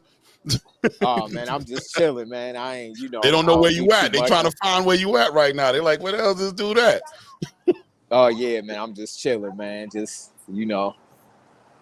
Yeah. But I think that's interesting what you said about him having his clothes on, right? And them weighing him out that way, and this whole entire narrative getting pushed out there that Devin Haney's this weight bully, and that, they try to put that on him. But from what you're saying, from your firsthand knowledge, is that Devin's a natural 140 pounder, that he's going to be able to hang at that division for a while and even chase. For sure. Yeah. Oh, 100%. He only fought 2 times there. Right. Like, he only had 2 fights there. So, I mean, he made the weight. People could say, oh, he rehydrated to this and that. But, I mean, at the end of the day, he did his job. He made the weight. So, that's all that he did his job. Well, I know he's getting stronger too. I saw him doing a lot of weight training, just what they showed us on video, getting ready for that Ryan Garcia fight. Do you think that could, well, first of all, as far as the weight cut was concerned for the Ryan Garcia fight, you weren't present for that camp, but are you aware if that was a bad weight cut? I'll be right back, y'all. All right, no doubt. Were you aware if that fight was it a bad weight cut, or you know what I'm saying, like going into that fight, was it a hard weight cut for him? Because he looked a little drained at the weight cut, at the weigh in. Sorry. I'm sure it wasn't. Dev, I highly doubt it. I wasn't in that camp, of course. Right. I've been away for over a couple years, so But nah, it wasn't a bad weight cut. Like I say, Dev is not, that weight is not hard for him to make. No doubt, no doubt. If you want, I don't know if you mind speaking on it, because I don't want you to give up what y'all working on in the camp and everything like that. Well, first of all, let me ask you, as far as Freddie Roach being in that video with Devin training on the bag, I saw Bill sitting there, and I saw Freddie Roach watching. Is he involved at all in with Dev's camp now? Nah, we training at his gym. That's what I figured. Okay. Yeah, you know. If you don't mind speaking on, from your understanding and what you want to come and help Devin do, what's going to separate Devin? Like, what makes Devin so dominant? Is it his boxing that just going to be hard to deal with? Because it looked like he was trying to like punch Ryan's head off in that last fight. Like he was trying to be aggressive and come with the quote unquote brick hand. Is that something that we're going to continue to see Devin try to do and try to finish people in the ring? Or is Devin going to kind of go back to like what kind of made him? Well, okay. Well, I just want to say this. Dev, we know what happened. You know, all of the, you know, Ryan, you know him with the test and the weight advantage and whatever other advantages he had. That and Dev just had a bad night in the office. Like, you know, he still, even with him getting those knockdowns, you know, Dev still won 7 or 8 of them rounds, and I ain't even just being biased. You know, he won a lot of those rounds. Like you can't say he ain't at least win 6. So it was just a bad night in the office as well, of all the advantages Ryan had. So I'm not too concerned with that performance, because I know we'd never had one like that again. Everybody had 1 or 2 of those off nights, regardless of the advantages Ryan had. So, you know, my job is just to come in and refine him and get him to who he is, and to fight smart, win the fights in a smart fashion, but still be dominant, put on a performance, and go to another level. Like, and you know, just us, you know, working and being back together just for a couple days, I can already see that, you know, everything is headed in the right direction, you know, where he gonna be looking real good his next fight. No doubt, no doubt. I think that's so. That pretty much your presence is to kind of like you bring in, kind of going back to the basics a little bit, like Devin going back to what made him. Are you part of the camp for the long term right now, or is this just like a one fight deal? Like, how's this looking like right now? This version of Mickey Bay being in Devin Haney camp, is this more of a permanent type of situation? Are you going to be like Dev's, you know what I'm saying, part of that camp for the long run, or is this just for a temporary thing? Yeah, it's a long-term thing. You know, me and Dad, I'm close with him and close with his dad, his family. Right. You know, it's just kind of a natural fit. Like, we never fell out or never had no bad blood or nothing. You know, I just went my direction, and so it wasn't nothing when they picked up the phone and called me. It was just more like of a, you know, let's pick up where we left off kind of thing. So it wasn't like it was like we had to come and reconcile because of a beef or nothing like that. It was already like still was kind of in touch here and there with him. And like I say, I'm close with his family. So it was just one of those things that where, you know, when I got that call, like, okay, it makes sense. You know, I'm interested in coming in and helping Devin. And I'm confident in his comeback. You know, I don't got no doubt in my mind that Devin will become undisputed at 140 pounds. That's interesting. And like segueing into that, like, you know, he's a champion in recess right now, right? So that means we got to deal with an Alberto Puello. Obviously, we know Alberto Puello and Santa Martina are supposed to be fighting on, I believe, Tank Davis's undercard. So that there's a champion. There's a WBC champion right now until he comes back in there. Is that what you guys will be aiming at, to fight the winner of an Alberto Puello Santa Martin, to kind of get that whole situation squared away as far as that WBC title is concerned? We going after the biggest fights possible. Like, you know, we want to go straight to the, you know, if it's up to us, we'd be fighting Tiafimo or one of the other champions. So he already proved that he willing to get up in the ring and fight the best. He done it. He been doing it. Yeah, we want to continue that. But as well, we don't want to just sit around and wait and not have nothing. So we want to get a date in sometime soon. If nobody step up that we want, we get the best available opponent. I'm sure. Bill is handling the business, and on top of that, and we just gonna make sure that he's ready to win and win impressively and look good, no matter who he fight. No doubt, no doubt. Do you have any guys have any projected, like, when you guys want to make the comeback, like early next year, or like earlier At the than latest, that? yeah. Early next At the latest, early next year at the latest. Yep. All right, man. I mean, the fans is excited. The Devin Haney fans is excited. Yeah, they should be. I think a lot of people have questions that they want to get answered. There's a lot of, will he put that right hand up? Everybody bring him on. Right. I mean, listen, he just had an off night. I could show you fights where Floyd didn't have his right. Like, people over critique sometimes. Everybody could see Dev had a bad night. Mm-hmm. Like, yeah, he made some mistakes, but it was just a bad night in the office that night. So, we putting that behind us and getting back to what we do best. So, of course, I'm gonna make sure that my job is to make sure all of that stuff is intact, and I could see all of those things and fine tune it. But that was just a bad night. Like, they seen how technically sound Devin was the fight before that. So I'm not even worried about if we step in the ring back with them, people see what time it is. But like I say, we already trying to get the best available opponent for this next one, so we'll see what happens. No doubt. As far as a lot of people feel like the Ryan Garcia situation is kind of lingering, and I'm not talking about the lawsuit. That's private business. I really have no interest in it, to be honest with you, in that lawsuit thing. But as far as the effect of the fight, as far as the needing of closure, right? As far as speaking in that direction of it, as far as Devin being able to look forward without looking backwards. You said you guys aren't even looking backwards, that you guys have left that where it's at. Is that truly left back? In other words, is that Ryan Garcia situation need to be rectified inside of the ring as far as the camp is concerned, or are you guys more focused on looking forward as far as championships are concerned, unifying and things in 140-pound business, meaning that it doesn't seem like Ryan Garcia has any interest of making the weight to be at 140? How do you guys look at the Ryan Garcia topic right now as far as the camp is concerned?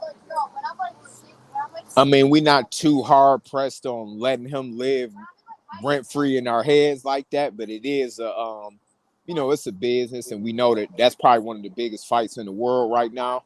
Mm-hmm. And it's sold out last time, so I'm sure it'll be a mega fight when it, if it happens. But like I say, just in my opinion, Ryan, we know he can't make 40, but just is my opinion. Like I say, his pops handle the business, and I'm sure I'll be a part of the collective decision. But I mean, we'll wait. Like, I'm not, if he can make a comfortable weight that's not too heavy, we could do it for the world, just because the world want to see it again. And Dad like to fight for the fans, but Ryan got to meet us halfway and do what he's supposed to do. I think they just offer him to start the VADA testing now. I don't know what happened, but, because I kind of try to stay out of the business. Sure. I hear the things I need to hear, and I could offer my advice when it comes to details. But, right. Like I said, we don't want to let Ryan live rent free in our heads. Like, we ready for whatever, and we just training, but we know the world want to see it. So, right. I'm sure the rematch should be the biggest fight of 2025 if it does happen. But we ready for it though. So, I mean, we want to smoke, and I know we're gonna come out victorious anyway. So, I ain't really, we ready for it. Nah, definitely 100%, man. Yeah, I think this is the boxing space, and probably his fans more than anything want to know that, his, like you said, like that's where it's at, but he's also focused on his career, and that his career is bigger than Ryan Garcia, even though everybody wants to make it all about Ryan Garcia. What he's got going on at 140 right now, is he focused on that and not worried about what's going on Ryan? Is he able to move forward and secure that WBC title so we can stop arguing about that and then move on to unifying and fighting some of those big fights you were talking about at 140, right? Yeah. Right now, he just, getting in the process of pretty much training, getting right to get a good fight in, period, like no matter who it is. So But yeah, Dev is Dev is just just staying ready. He don't really overthink or nothing like that. None of us do. We just pretty much just sharpening our tools and making sure that whoever it is, we definitely gonna put on the performance and win in impressive fashion, no matter who it is. But we always want the best available opponent. No doubt, no doubt. Now I want to tap into some other strengths to your Mickey Bay that people don't know, that you good at calling these fights, family. Like you good at seeing these fights. Sure. You really like up there with those guys that do that. And that being said, you know what I'm saying? First of all, what'd you think about the Mickey Bay? You got a phone call, guys. You know I want to tap in and ask him, are you good? Excuse me, I was getting a call. Can you hear me? Yeah, I hear you. I hear you clearly. Yeah, definitely. Hold on. Go ahead, do your thing, family. I hear you, by the way, just to be clear. Hold on. Mm-hmm.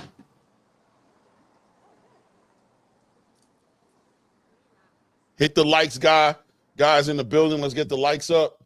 Can you hear me? Yeah, I definitely hear you. I can't hear you. You can't hear me?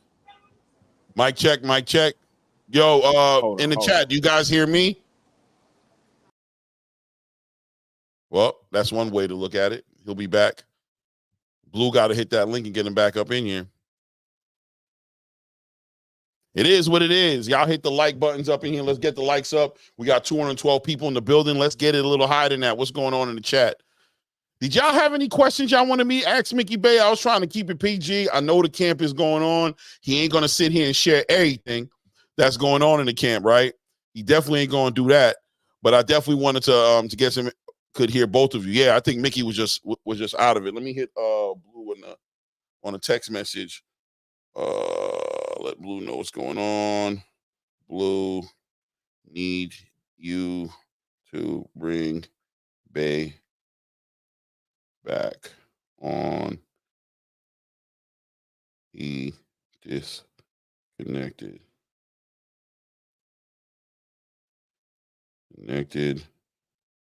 Trying to get back, I think. All right, I sent them a text message. Let me see, who are they looking at as Dev's next opponent? Yeah, I mean, I try to kind of speak on that when I asked about the whole Alberto Puello. But listen, I'll be honest. I think that he's gonna have to fight Alberto Puello. Like, I don't think he gets past that, right? Like, he's a champion in recess. Alberto Puello and Sandor Martin, the winner of that fight is going to be the actual WBC champion. It's kind of like the Jamel Charlo situation. If he doesn't fight, I don't know what the rules are all the way. I'm not all into the sanctioning body rules that deep to understand. But I don't think there's going to be two WBC champions floating around the division without fighting. I guess in a way, right? Because Canelo was a WBC. I don't know. How's that going to look? Just coming in, please extend the show. No doubt. What up, though? $1 trillion dreams. No doubt. I don't know. I would think that the fight would be for the winner of Alberto Puello and Sandor Martin, right? That fight's in December. If they're talking about fighting coming in early first quarter of next year, yo, Bear, you back? Oh, you got me. My fault, man. People keep hitting me up. I got my phone on Do Not Disturb, but a couple calls is getting through, so but we good though. No doubt, fam. What you asked me before we cut off? I don't remember all the way. I wanted to tap into your picks. I wanted to tap into your picks and how you did, and I wanted to know how you fared this weekend with the Dimitri Bivol Artur Beterbiev. How did you fare, and how did you feel about it? I picked Beterbiev, and I thought he won fair and square. That interesting, and I think I'm definitely interested in your perspective on it, because I think clearly you hear the whole space is like robbery, and everybody wants to say Bivol. I don't feel like it was a robbery. That night I walked away feeling like Bivol won it. When I rewatched it, I just saw these swing rounds. What do you think affected the fight for it to go Beterbiev's way? Like, what did he do that separated himself from Bivol and gave him that decision win? I think in the late rounds he had Bivol hurt too much. Like, Bivol would do stuff, and then he would go half the round moving. You only moving that much when you hurt. He hurt Bivol plenty of times. I don't know how people didn't see it. Right. Bivol almost looked like he wanted to take a knee, but him being crafty and being a top-level fighter, he just withstood it. But I could see his body language he damn near was ready to take a knee almost. He looked like he could have got stopped. He was this close, believe me. He was this close to taking a knee. No doubt. Let me ask you this, babe. At the end of the day, right? Do you feel like I felt like Dimitri Bivol was fighting a different fight than I normally? It seems like he was staying mid-range and he was standing and kind of stepping to Artur Beterbiev than I thought he would in the first half of that fight. Did you see anything that kind of threw you off to be like, yo, Dimitri trying to fight a fight that you didn't expect him to fight? Or did both guys fight the way you thought they were going to fight in the fight? Well, here's the reason why I had Beterbiev winning, right? He started out good, but them late rounds, everything started disappearing. He looked like he didn't even want to punch most of them rounds. Like you could tell that the power was affecting him. But he did look good, like the first maybe half of the fight. But I had it like 7-5 at least for Beterbiev. And Beterbiev closed out the championship rounds. I think he deserved to win. I didn't even think it would have a draw. You couldn't be mad, but I thought that Beterbiev deserved to win. He made him fight more of his fight than Bivol made him fight his. Interesting. You get what I'm saying? So yeah. At the end of the fight, when you look at both guys, he looked like he lost. Bivol looked like he had oh shit, he had that look in his face them last 3-4 rounds, and you only had that for a reason. He fought a good fight. It was a good one. I would like to see a rematch, but it was a few times where I thought that he almost was close to putting Bivol down. Now, that being said, you bring up the rematch. I would be pressed to believe that you would think Bivol's going to win the rematch, but what do you think Bivol has to do different that he didn't do? Like, did he do everything he could do? Was that the best Bivol we're ever going to see, or is there some improvements that he can make? And at the same time, also, Artur Beterbiev, are there improvements he can make going into the rematch? Well, Bivol did look good. I just think that everything that people say about Beterbiev is the truth. Like everything that I've been hearing about his power and all of that, I think it's real. It's as real as we might have ever heard almost. Like the myths that the stuff that I heard about him from the people I heard it from was stuff that I never heard as long as I've been boxing. And I think it's the truth because you can't, he fought a whole bunch. His whole career almost been top level fighters and he got them all out of there. And he hurt Bivol a lot to where he looked like he almost had him out. So I think that Bivol fought a good fight and he looked good. I think he did the most he could do. Like honestly, like even him going the distance, like I saw him hurt Bivol a lot. Like and he didn't even land a whole lot of flush punches, but I think Bivol might have said that his what did he say after the fight? His hand. Yeah, he said his thumb was messed up from taking all those shots and catching all those shots. He said his thumb on his left hand, I think it was, from them right hands coming across. He said, "Are you there?" Look like he froze. Yeah, he froze again. Yeah, that was interesting. We talked about he says Devin is a 140 pound all the way, obviously, and that they're looking at unifying and becoming undisputed up there, Blue. So I had to ask him about Ryan and say, well, all right, well, that being said, Ryan's not a 140 pound fighter. You guys seem really I'm back. Y'all hear me? Definitely. Man, hey, my bad, man. Hey, you a wanted man today. He in Beverly Hills hiding out, bro. You see him with the he working right now. He got the black skelly on. He trying to stay low, and they trying to find him, bro. Salute to Steve Young in the super chat, dropping that half a dub. Honest in the super chat. Yo, Blue, did you see the video of Tank punching the digital punching bag out, punching the heavyweights, and even punching harder than Wilder? That's crazy. Salute to Steve Young in the super chat, dropping that half a dub. That's also a technique too, man. It's technique, stands, proper technique. That plays a major part in it.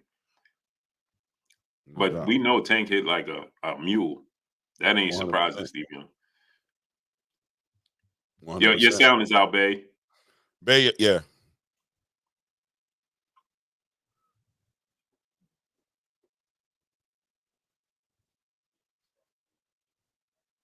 Yeah, you unplug your headphones and put them back in. Unplug? Yeah, maybe he read it. and then go to your. You might need to go to your. Yeah, it's better for him to come back in. Yeah, but yeah, we were talking about that. But Bay, Bay be betting. Oh yeah. Well, what he tell me all the time, pick this fight, that fight, this fight. He be on it, man. That's why I was like, I want to know how you felt about that fight. It make you think, right, Claim? Mm-hmm. You see how Bay picks? He picked without his heart. 100%. Just his mind, right? Right. When all these other fighters be picking, are they picking with their minds or are they just picking with favoritism? My bad. I think the fighters pick with their mind. I think the fans pick with their heart. Hey, Bay, what mistake did Bivol do? Because he kept his hands here and he kept, hitting his face with his gloves. Well, okay. Now with a guy like Beterbiev, you gotta damn near make him miss completely. Yeah. Now I know that's hard, but because now we know his power gotta be like everybody's saying, but you gotta almost make him miss completely and try to turn out of there. Bivol got excellent footwork, but like when he punched, he gotta try to slip it and turn.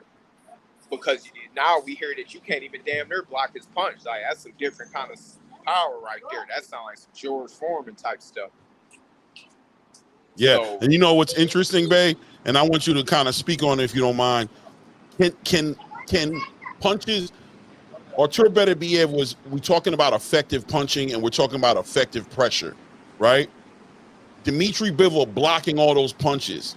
Does this represent a like Artur Beterbiev's power being neutralized and the pressure's not there because he's not hitting him with those clean punches? A puncher like Beterbiev, is it effective punching and pressure even if he's punching blocks?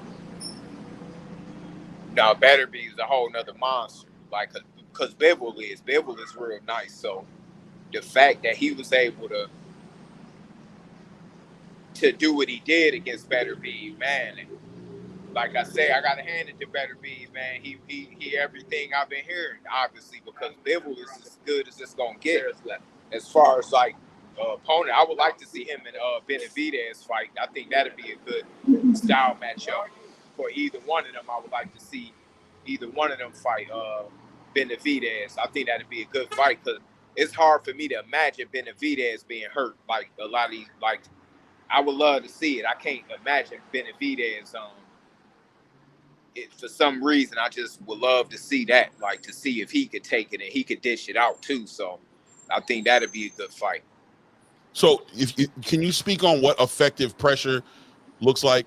Like, because that's what they're saying he won this fight based off, right? Effective pressure. Yeah. Like, what does that look like? Like, what was effective about what Beterbiev was doing to Bivol to sway the judges? I think it was effective because he know how to get to you so fast and make that ring so small that you can move however you want, man, and he don't got to expend a lot of energy. He just in your face all night. No matter how good you can move, he know how to actually cut the ring off. He don't follow you. See, a lot of fighters follow fighters. Like, they don't cut the ring off. They follow you, and you able to turn out if you smart enough to do it. But with a guy like Beterbiev, he cut the ring off, and it's like, damn, he turning like shit. He right in my face all night. He know what he doing. He got good skills. Like he punched so hard, people overlook his skill ability. Man, he got a lot of skills. Like he can cut the ring down. He got good timing. He don't even load up with a lot of his shots. Right. And he still got that unreal power. But he could fight. The only thing he can't do well to me is fight going backwards. Like when he go back, he don't fight well. But it's hard to move him back.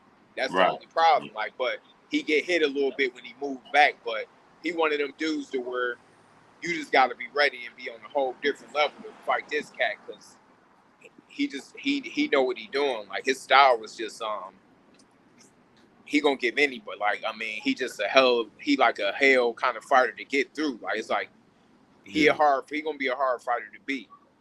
Mickey, let me ask you a question. Yeah, Jim. Go ahead. This situation, Tank and Beterbiev, his trainer said that Tank is not a Hall of Famer, but he is a Hall of Famer based off of today's standards, right? So he said, if Tank retired today, this is Beterbiev's trainer and team.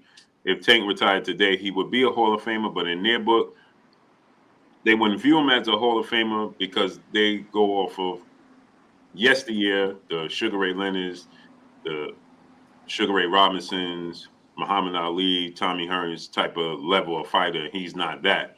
And Tank responded and said, Beterbiev is essentially a big, strong, goofy who's not a Hall of Famer himself, and he's booty butt cheeks. Do you agree that Tank is a Hall of Famer if he retired right now, as if not another fight?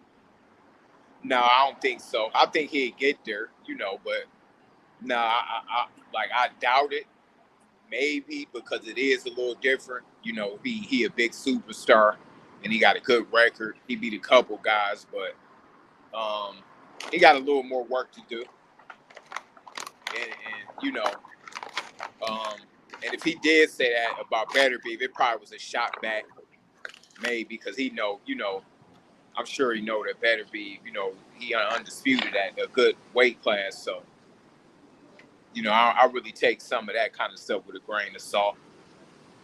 Do you think if Beterbiev retired right now, is he a Hall of Famer? Yeah, man, because he barely even, in my opinion, man, I saw it. He almost had Bivol out of there. I don't know what other people see, but I seen him almost get him out of there. He was hurt of several times in that fight, but Bivol was hurt. Now, Bivol looked good. It was a good fight. It was close, but for it to even be that close against a skilled fighter like Bivol, to hurt him as much as he did, a fighter that's as good as Bivol don't just move around 2 minutes of the round without punching for 3-4 rounds. He did that in the championship round, so that's why I gave it to Beterbiev. I think it should have been a unanimous decision, but I still it was a good fight. It was a competitive fight. More than a close, it was more competitive than anything. It was a competitive fight. That's how I say. Definitely. How you see a rematch going? You think Bivol can make adjustments in the rematch? I think Beterbiev might stop him. I think Bivol looked better than I think Beterbiev got more room for improvement than Bivol. I think Bivol fought a real good fight, almost the best that he probably can do. I don't think Beterbiev fought the best that he could do. That fight, I don't think he looked as good as he usually looked, even though styles make fights, and that's to Bivol's credit. But I think the Beterbiev can possibly step it up in the next one. Yeah, I agree with you. I think that Beterbiev, even he said it in the post-fight conference, obviously, he said that, he expected a lot more from himself. I think we can argue, it's reasonable to argue that Beterbiev was probably a little bit more cautious in this fight coming off that knee injury, and just, he probably didn't want to be too athletic, right? He wanted to take his time and not do too much. People forgetting about that he coming off of the surgery and went straight to that match. He didn't get a tune up. He went straight back to it. So that's another reason I think I would favor Beterbiev again in the rematch. I still give Bivol his credit. He looked good. He came up short, but I can't take nothing away from him. If Canelo fought the best. If Canelo fought Beterbiev, how'd that fight end up? Man, listen, if he fought him, man, I know Canelo got balls already, but if he fought him, man, I'd take my hat off to him. Literally, I'd take my hat off to him. Damn, he showed he had balls, but he fighting this dude after he kind of can see and hear, you can kind of tell now that his power is it's different, like everybody been saying. But, I would give him a whole lot of credit. I don't see him beating Beterbiev though. I'm about to say, where your money going though? Beterbiev. I ain't betting. I'm 15-0 with Beterbiev. Do you think that he stopped Canelo? This is the first stoppage in Canelo's career? I think he can go the distance too, but the only problem is this, right? He don't move good like Bivol. Canelo's a good boxer and counter puncher, but he can't move well. So it's a possibility Mike can get stopped. That's what I want to see. But I can't get greedy and say, oh, Canelo got to fight him, because it is pushing it, going to 75, to even though he fought Bivol. I can give Canelo I can give him a pass on saying I'll fight this guy light heavyweight, but not this guy, because that is a big weight class for him. So as much as I'll be excited to see it, you know, I could give him a pass for saying, all right, this might be a little too much. But I would love to see it. It'd be, man, I'd get Canelo damn near one of the biggest hearts in history if he was to take that fight. Yeah, I just think that he gets stopped because I don't think he got enough Yeah, power. he probably gets stopped. Yeah. He's smaller. He can't really move. He gonna sit there in the pocket trying to. Yeah. Yeah. But If Canelo Bivol is tall and rangy, and he couldn't keep him off him. He barely could keep him off, and he's a good mover. So, yeah. But man, I get Canelo a whole lot of props if he was to fight him, though. Maybe it looked a little bit like Colbert and Omar last night, a little bit. Just Canelo on the ropes, high guard, trying to weather it, and Artur Beterbiev just picking it apart, throwing punches in between his guard, and just ultimately getting him out of there. Yeah, man, because that blocking don't work on Beterbiev. He punching through that. He can graze you and hurt you. So, you know, like I say, I wouldn't mind seeing Benavidez in him. Hey, babe, I gotta say this, because you know you my brother.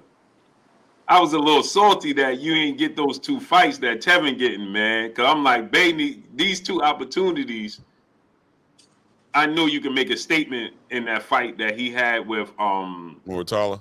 Oh yeah. And this Williams Zepeda fight, man. Right.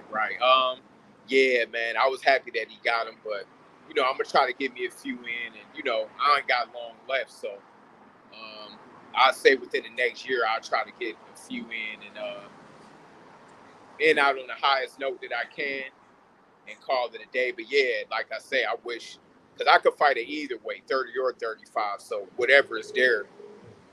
Yeah, because I watched both them fights.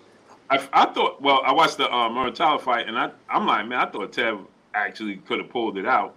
Yeah. And I'm like, man, you bigger than Tev. You got more power than Tev. I think you win that fight. Oh yeah, no, I probably, yeah, I think I can too. And matter of fact, yeah, I talked to Tev like I think I talked to him like a few days ago. Mm-hmm. Yeah, I told him he got to get that Zepeda. Like go, he got to go out there and win. Mm-hmm. Yeah, like don't be, you know, get up in there and have people say, oh, you competed with him, go get the victory. How you see that fight with him and William? I think he could get him by decision, but it's gonna be rough and rugged. It's gonna be hard, but I think that he can edge him by decision. Mm-hmm. But it's gonna be close. I think it's gonna be a split decision either way. Like, you know, I think Tev can edge it out as long as he in tip top shape and he don't get tired. Then he should be able to beat Zepeda because he experienced. So Zepeda's just coming forward. You know, ain't really gonna be that much of a, as long as Tevin is, you know, don't get tired. But he was in camp when I talked to him. It looked like he was grinding. So hopefully he can pull it out. But I think it's gonna be close. Yeah, because I was watching them, Bay. I was like, man, I wish Bay got these opportunities. Oh, yeah, man. Listen, I missed so many in my career. You know, I don't cry or bitch and complain about it. But yeah, man, I always, you know, wanted to be the kind of fighter that fought everybody. Like the shots Linares was getting after. And them guys, like, they was losing back to back to back to back, and they still can get it. Like me, that's the crazy part of the political part of the game. Like, you know, I only lost a couple split decisions and couldn't get only because of, you know my story. But I don't trip about it. Like, you know, it'll look good for me to just go out at my age and show that, man, all these years off, he came back, he was impressive. He went out on a high note. I got all my wits, my marbles. I got my health. You know, I still, you know, got a couple fighters, you know, that I got to the world championship and hopefully, you know, a big promoter or something one day. Now, I was saying this yesterday. Me and Clay was debating knockout about Gary Russell and Lamont Roach.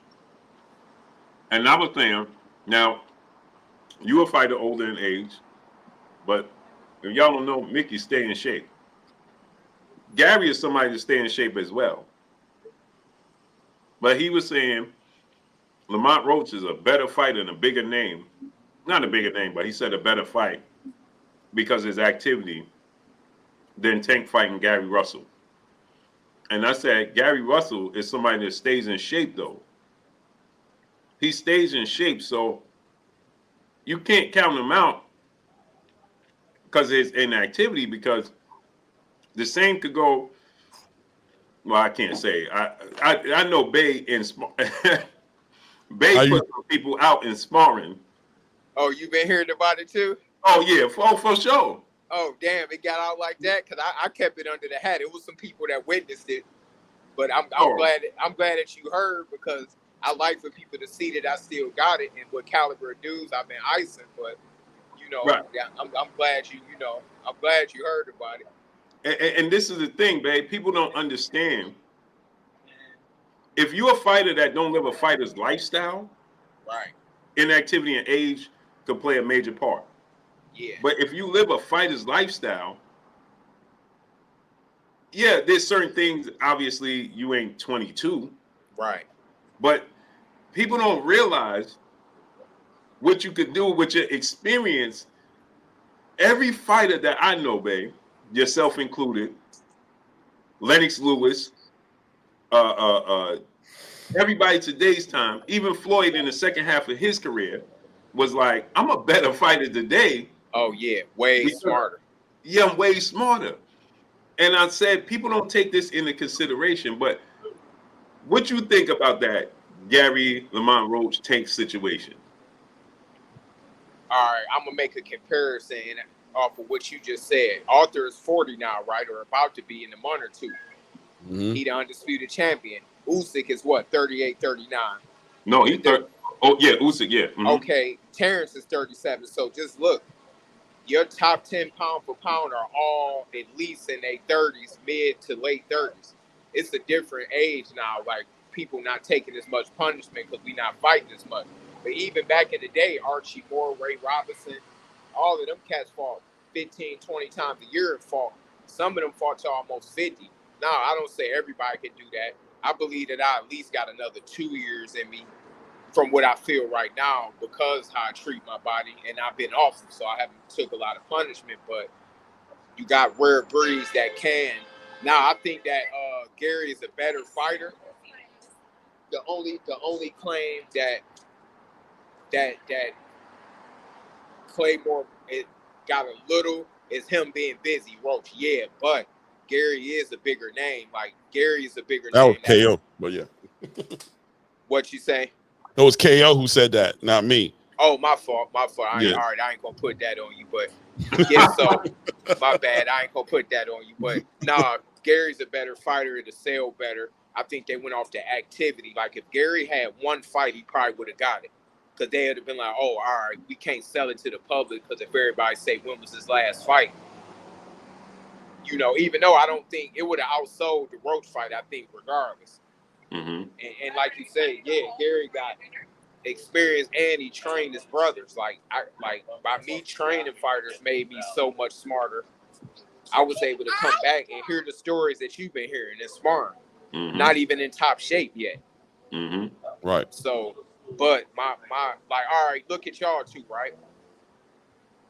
All right, what age do you consider like a real grown man mentally, for real, where you really know what you're doing all around, like financially and life? What age did you think like around 35? %? I agree with y'all. Right. I agree with y'all 100%, man. Like, Mm-hmm. I'll say 35 and up. I don't even really think 27, 28 is a real no knock or not down to nobody. Like a full grown man, I think it's about around that age, like y'all saying. Like, right. Mm-hmm. And now you got different science and nutrition, to where dudes is they able to fight into their early 40s, late 30s at a high level. Like, so Mm-hmm. It's way different now. And then our brain is different, than like a guy in their 20s or even early 30s. They still kind of like kids. They Mhm. adults, but like y'all know, you know where y'all at now. Like it's stuff Right. that I'm learning still to this day at 40, where I'm like, damn, like I'm still learning. So I kind of laugh at myself when I was even 30. I'm Right. like, damn, I'm smarter now, and I know a lot more now, even in the ring, than I did 6 years ago. Right. So if you take care of your body in the match, you just got to know when to call it a quits. Of course, like I know I ain't gonna have it for forever, but but no, I think Gary would have been a bigger fight. I just think that he needed that one tune up. But I think that tanking them, they getting their money regardless. Like they got a guarantee, so I'm sure whatever contract situation he got a huge guarantee, like a guaranteed purse. But I think that Gary would have sold better. Mhm. How do from your standpoint and your training with Dev, after everything that took place, Dev get back in the ring, so on and so forth. Tank and Dev, how you see it going? And Tank and Shakur, so on and so forth. Oh, I still got I just think Dev got his number. Like Tank got a legitimate claim. Like I can't argue with his fans and say that's what make big fights. Like when Leonard fought Hearns and Beterbiev, Bivol. I don't get mad and emotional when people say that Tank can beat him. He could do this to him, do that. Okay, that's your opinion. That's what make it a super fight. My opinion is that my guy win, and I'm confident in that. Like I seen him box. I mean, I was there in the corner with Big Floyd Sr. and them when he boxed Tank. I was there. I was in the corner with Devin when he sparred with him that second time when Floyd released the full tape. Yeah, even though they was young, they both came a long way from then. But even then, you could see they was both gonna be, two elite fighters. But man, they got a real live grudge match. Man, that'd be a big fight. I would still like to see that, to be honest with you. Like, that's something that I like. They need to just, it's business. Like, they side shouldn't be looking at it like, oh, like no kind of beef or nothing personal to not want to do the fight. Like, shit is too much on the table for them to be great and get a humongous bag. Like, I'd love to see it happen. And I'm just confident that my man will come out victorious. And they side will probably think he can, but we definitely willing to step up to the plate, to make it happen. Now everybody talks about where are you going now? What happened with Dev and Ryan is an indication that he ain't going to beat Tank, and that makes Tank more confident. To that you say what? Well, number one, it was a 7 to 8 round difference. Ryan failed the test. I mean, at what point, are we going? See, this is what it is. Let's just call a spade a spade. Just keep it real, man. Dad pops ruffle people feathers. Now, he do it on purpose because it's sale. He a businessman. His son don't like talking, and he like to train, live his life, and fight. Listen, his dad doing his job. He hyping his son up. He hyping the fight up. He getting everybody excited. Now, people take this out personally. They get personal and they hate them almost like it's like they start hating them like it's personal, like they know them and they damn near stole an Amazon packet off their porch or something, or did something. You would think that they did something personal to somebody, but Right. But Bill doing his job as a promoter and managing his son, that's why he in these big fights. So, what would I say to that is, we saw what happened. Like, why did Ryan get a pass for failing the test? And then, coming overweight and doing all of that kind of stuff. Like, Dad still stepped up to the plate and gave the fans a fight where he could have said, just tell me this, do y'all think if Benavidez fought Canelo, right? You think Canelo will fight him if he came in at 171 and a half? I couldn't imagine it. It'd probably get canceled. It'd probably get canceled. But, they took the gamble and then found out that he failed the test as well. He got to hold himself accountable. But he was willing to step up and be great. Even when it came to the weight, the test, he's still willing to go back and go back up to bat again and do what I know he can do. So styles make fights. Like anybody could say, well, Pitbull gave Tank a real close fight, and he lost to Valenzuela. To me, clear. Like they supposed to be doing a rematch out here, but I thought the dude Valenzuela, I thought he beat Pitbull pretty clear. I didn't see a split decision or whatever. I thought it was easy fight. Yeah, he outboxed Pitbull, but you know, people gonna say what they say, but you know, I can't knock it. Like I know it's business, it ain't personal, so that's what makes for a huge fight. But you know, this day and age, people don't even know the greatest fighters ever got plenty of losses. A lot of them, like everybody, not gonna retire undefeated anyway.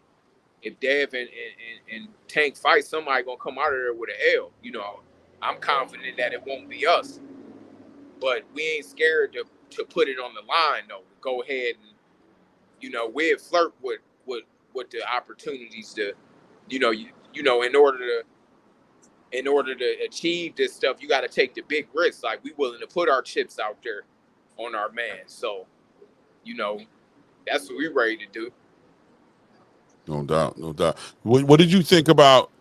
What do you think about the argument about because the 3.5 pounds becomes an excuse thing that people like to pin on, right? They go, he got paid. They paid him for the weight. He took the money. He shouldn't complain after he took the money. Does that 3.5 pounds still, on its own merit, hold the weight of somebody who wasn't playing on an even playing field, or because Devin took the money? Oh, right? That's a P. Listen, that's a PED. PED stand for performance enhancement, right? Right. Imagine if every fighter got to say, "Oh, I ain't making weight. I'm coming over 3.5 pounds." Man, you'll see different fights a lot of times. That way, Benavidez could just come in at 171 and fight Canelo at super middleweight. Right. That way, you know, somebody can come in and fight any weight and get 3.5 pounds. That's a big difference in boxing. Each pound matters. Right. That matters. Each pound matters. So, you know, everybody just made a decision because they wanted to see Devin lose so bad. They made a decision to get Ryan to pass just because, you know, Dev and Bill played the Muhammad Ali role, where you remember that one story where that lady was at all his fights.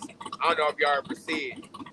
And the lady came up to him after the fight and was like, hey, how you doing, miss? I see you at all my fights. And she was like, yeah, because I want to see you die. Like, I want to see you get killed. I want to be there to see you. You remember that? Yeah, I heard about that actually. Yeah. That's kind of how people want. She would go to all his fights to try to see him lose. Just to see him lose, like, you know. But like I say, Bill did a good job, because sometimes Floyd made more money. People wanted to see him lose than win, so they kind of took a page. Bill took a page out of that book. Like it ain't Devin. Devin naturally is not a villain at all. You know that, Blue. He is a great kid and a real. Yeah, so it was smart to let his pops promote him, and you know, Dev can handle the pressure where he could take that target on his back, but people go overboard with taking it personal when it's like, damn if you do, damn if you don't. If he ain't have a father around, that'd be a complaint.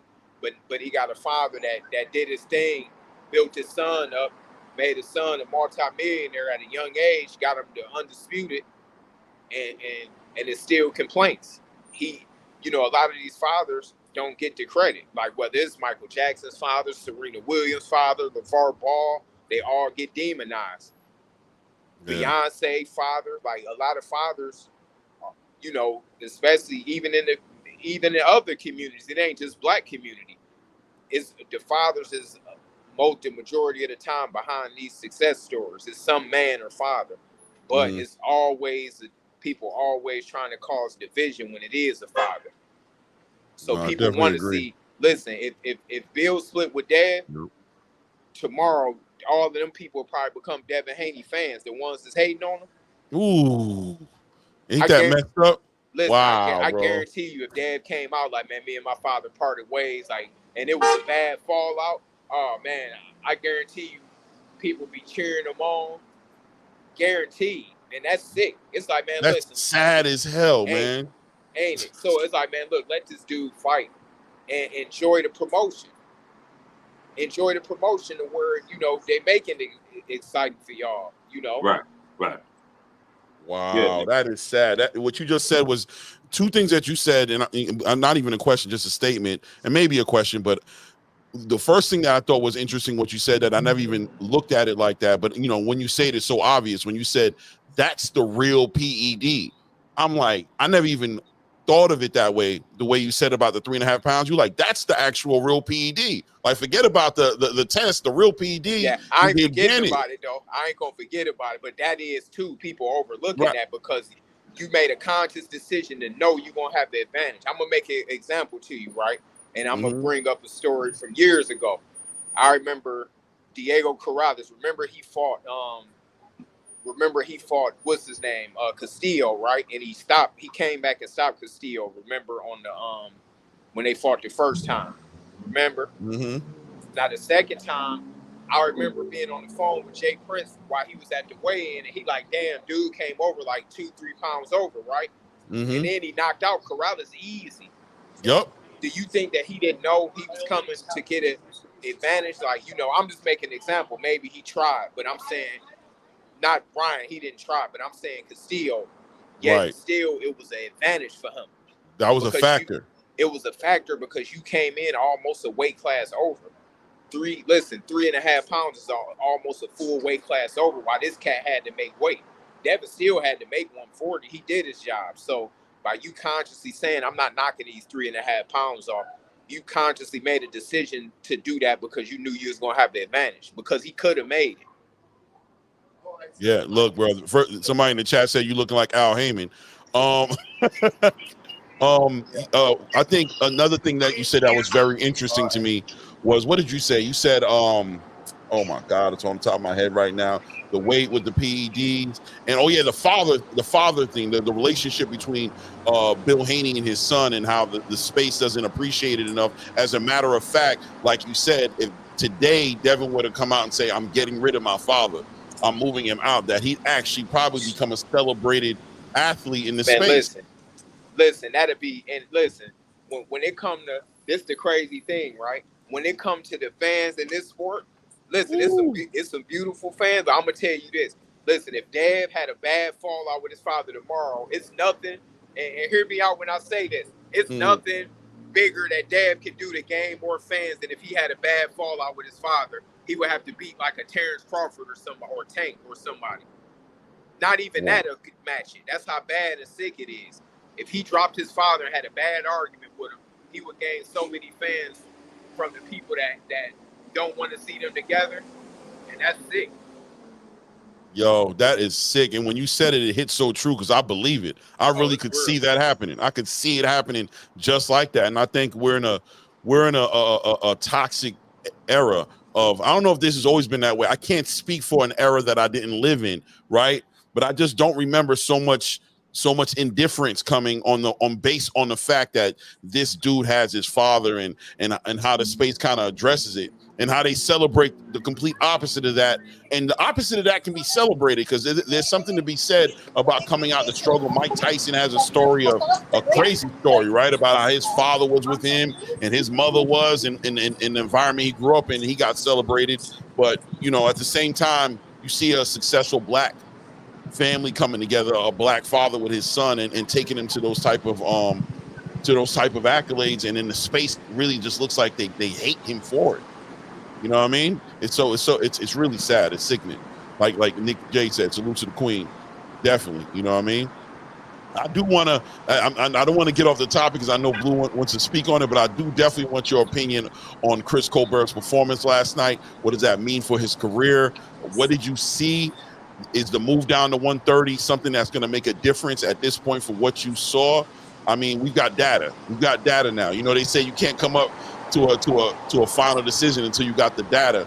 Well, I think ever since from Hector Garcia to the present moment we're in right now, I'm wondering if you have any position on that, or you don't want to comment on other fighters. I understand that as well. Oh no, I comment on anybody, but no, okay. I actually didn't see the fight. Okay. I was actually out and about, and people was texting me. They was texting me about it, like, damn. So I was seeing the text, and I couldn't answer the calls because I was on the phone with somebody from out the country, and I was getting all kind of FaceTimes, and I figured, like, okay, he must have, got upset or something. What do you think? I mean, at this point, from what you heard, I'll give you a quick recap to just say it's the same thing that happened with Ryo, except he didn't get knocked out. Right, up on the ropes, high guard, human punching bag, doesn't want to move around. Coach can't get through to him, yelling him in the Let corner. me say this: he was on the verge. He was on the verge of getting knocked out. Exactly. Coach literally saved his life and threw the towel in there, but he was heading down that same route. It looked like a straight replay. I'm talking about down to what was happening in the corner. Him standing there and the coach trying to get his attention and him not being present right there in that moment and just going right back in, doing the same thing the coach literally told him, the trainer literally told him not to do, laying up on those ropes, and literally they just had to throw the towel in just for his own benefit, just for him not to end up the way he was going to end up at Rio. Yeah. Man, the best advice I could say is if he gonna do this, you can't play boxing. If you ain't hungry, get up out of the game because you can get hurt. So, but if you want to excel, you got to get the right teacher that you respect and listen to and let them do their job and put your best foot forward and put, to go along with the trainer or the teacher and rebuild that way. But if you're not hungry enough to do that, you might want to do something else because it's a dangerous sport. Wow. Yeah, his body looked extremely soft, and his punch resistance didn't look like it was there at all. Yeah, it might have been a lack of hunger, but like I'm saying, that's something that you got to be self-motivated to have the hunger. Nobody could really teach that. So along with training with somebody that you respect, that you're going to listen to, but you got to hold yourself accountable and know, what did I do to go wrong? Am I not listening? Am I not fighting the way I'm supposed to fight and losing fights that I'm not supposed to lose? He know better than anybody where he's slipping at, but he got to hold himself accountable and get, take it serious. Now, let me ask you this, Bad. A lot of people ask this question. Is Devin punch resistance still going to be there? Is he going to have an issue with punch resistance after the Ryan Garcia fight? Oh, it ain't going to be no problem. The same way. Man, listen, to me, Chavez and Duran had iron chins, and they both been knocked out a few times, cold. They got right back up and won the title right after that. Like, he did. Look, Ryan is a puncher no matter what, without the enhancements and the weight advantage. He just is a devastating puncher. He putting dudes out of there anyway, so it ain't like he went down from those soft hitting fighter. Ryan could drop anybody if he hits you clean. So I'm not concerned about the punch resistance because that been wore off. But like I say, all in all, Dev Dev had a night off in the office against all of them advantages Ryan has. So we moving forward, and we not even fearing it because that's just something that happened in the game anyway.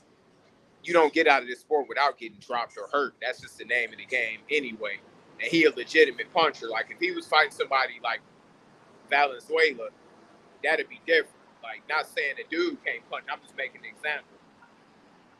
Like, a guy that's just like a pure boxer that can't really punch. But Ryan could hurt anybody anyway. If he hits you clean, he could do that to anybody's. But yeah, no, Dev ain't. Dev's legs is strong. He looking good already. He hungry. Everything is there. Like, I'm happy with what I'm seeing already. Like, I'm excited to see him in about a month because he already looking good. He training like that. They said I heard people in here talking about Mr. Wright 2014 says, shout out to Mickey Bay for giving positive feedback on Tank versus Roach and saying that's a great fight for the sport of boxing. 100. I ain't saying it's great though. I can't say, but I mean, I take it. Tank is exciting. He did his job to become a box office person to where you're gonna watch him no matter who he fight because he putting them knockouts in. He got an exciting style. But yeah, I would have rather seen other fights, but Tank earned, he earned where he at. Like, he got there by doing what he do and the outcomes that he has. So, like, I ain't got nothing, I just think my man can beat him. Like, other than that, Tank is an excellent fighter. Like, I ain't got nothing personal against him or nothing like that. You know, Yeah, no doubt, no I doubt. love to see him and Devin fight. But yeah, he's a real good fighter though.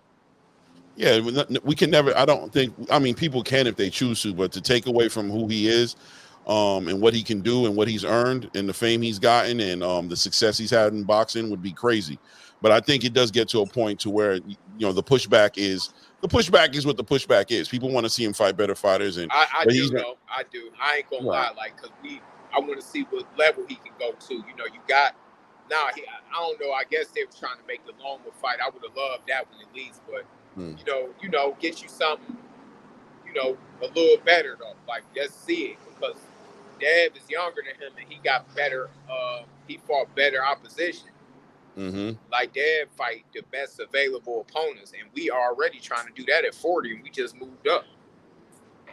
Right. Yeah, I was going to ask you, who do you want to see Tank fight after Lomachenko fell out? Let me think. Instead of him fighting Lamont Roach. Oh, instead of Lamont Roach. Yeah, because I was disappointed he didn't put his best foot forward in making the fight happen with Shakur Stevenson. Yeah, I would like to see that. I think they're kind of waiting. Then good thing, Shakur hurt his hand, so that got canceled anyway. But maybe something different would have happened because the outcome of the camp might have been different.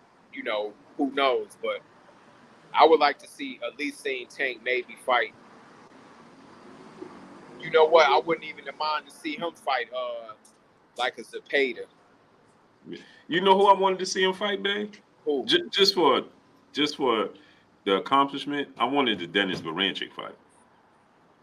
Oh yeah, that would have made sense because he got a belt. Yeah. Yeah, you know what? I would big win against Navarrete.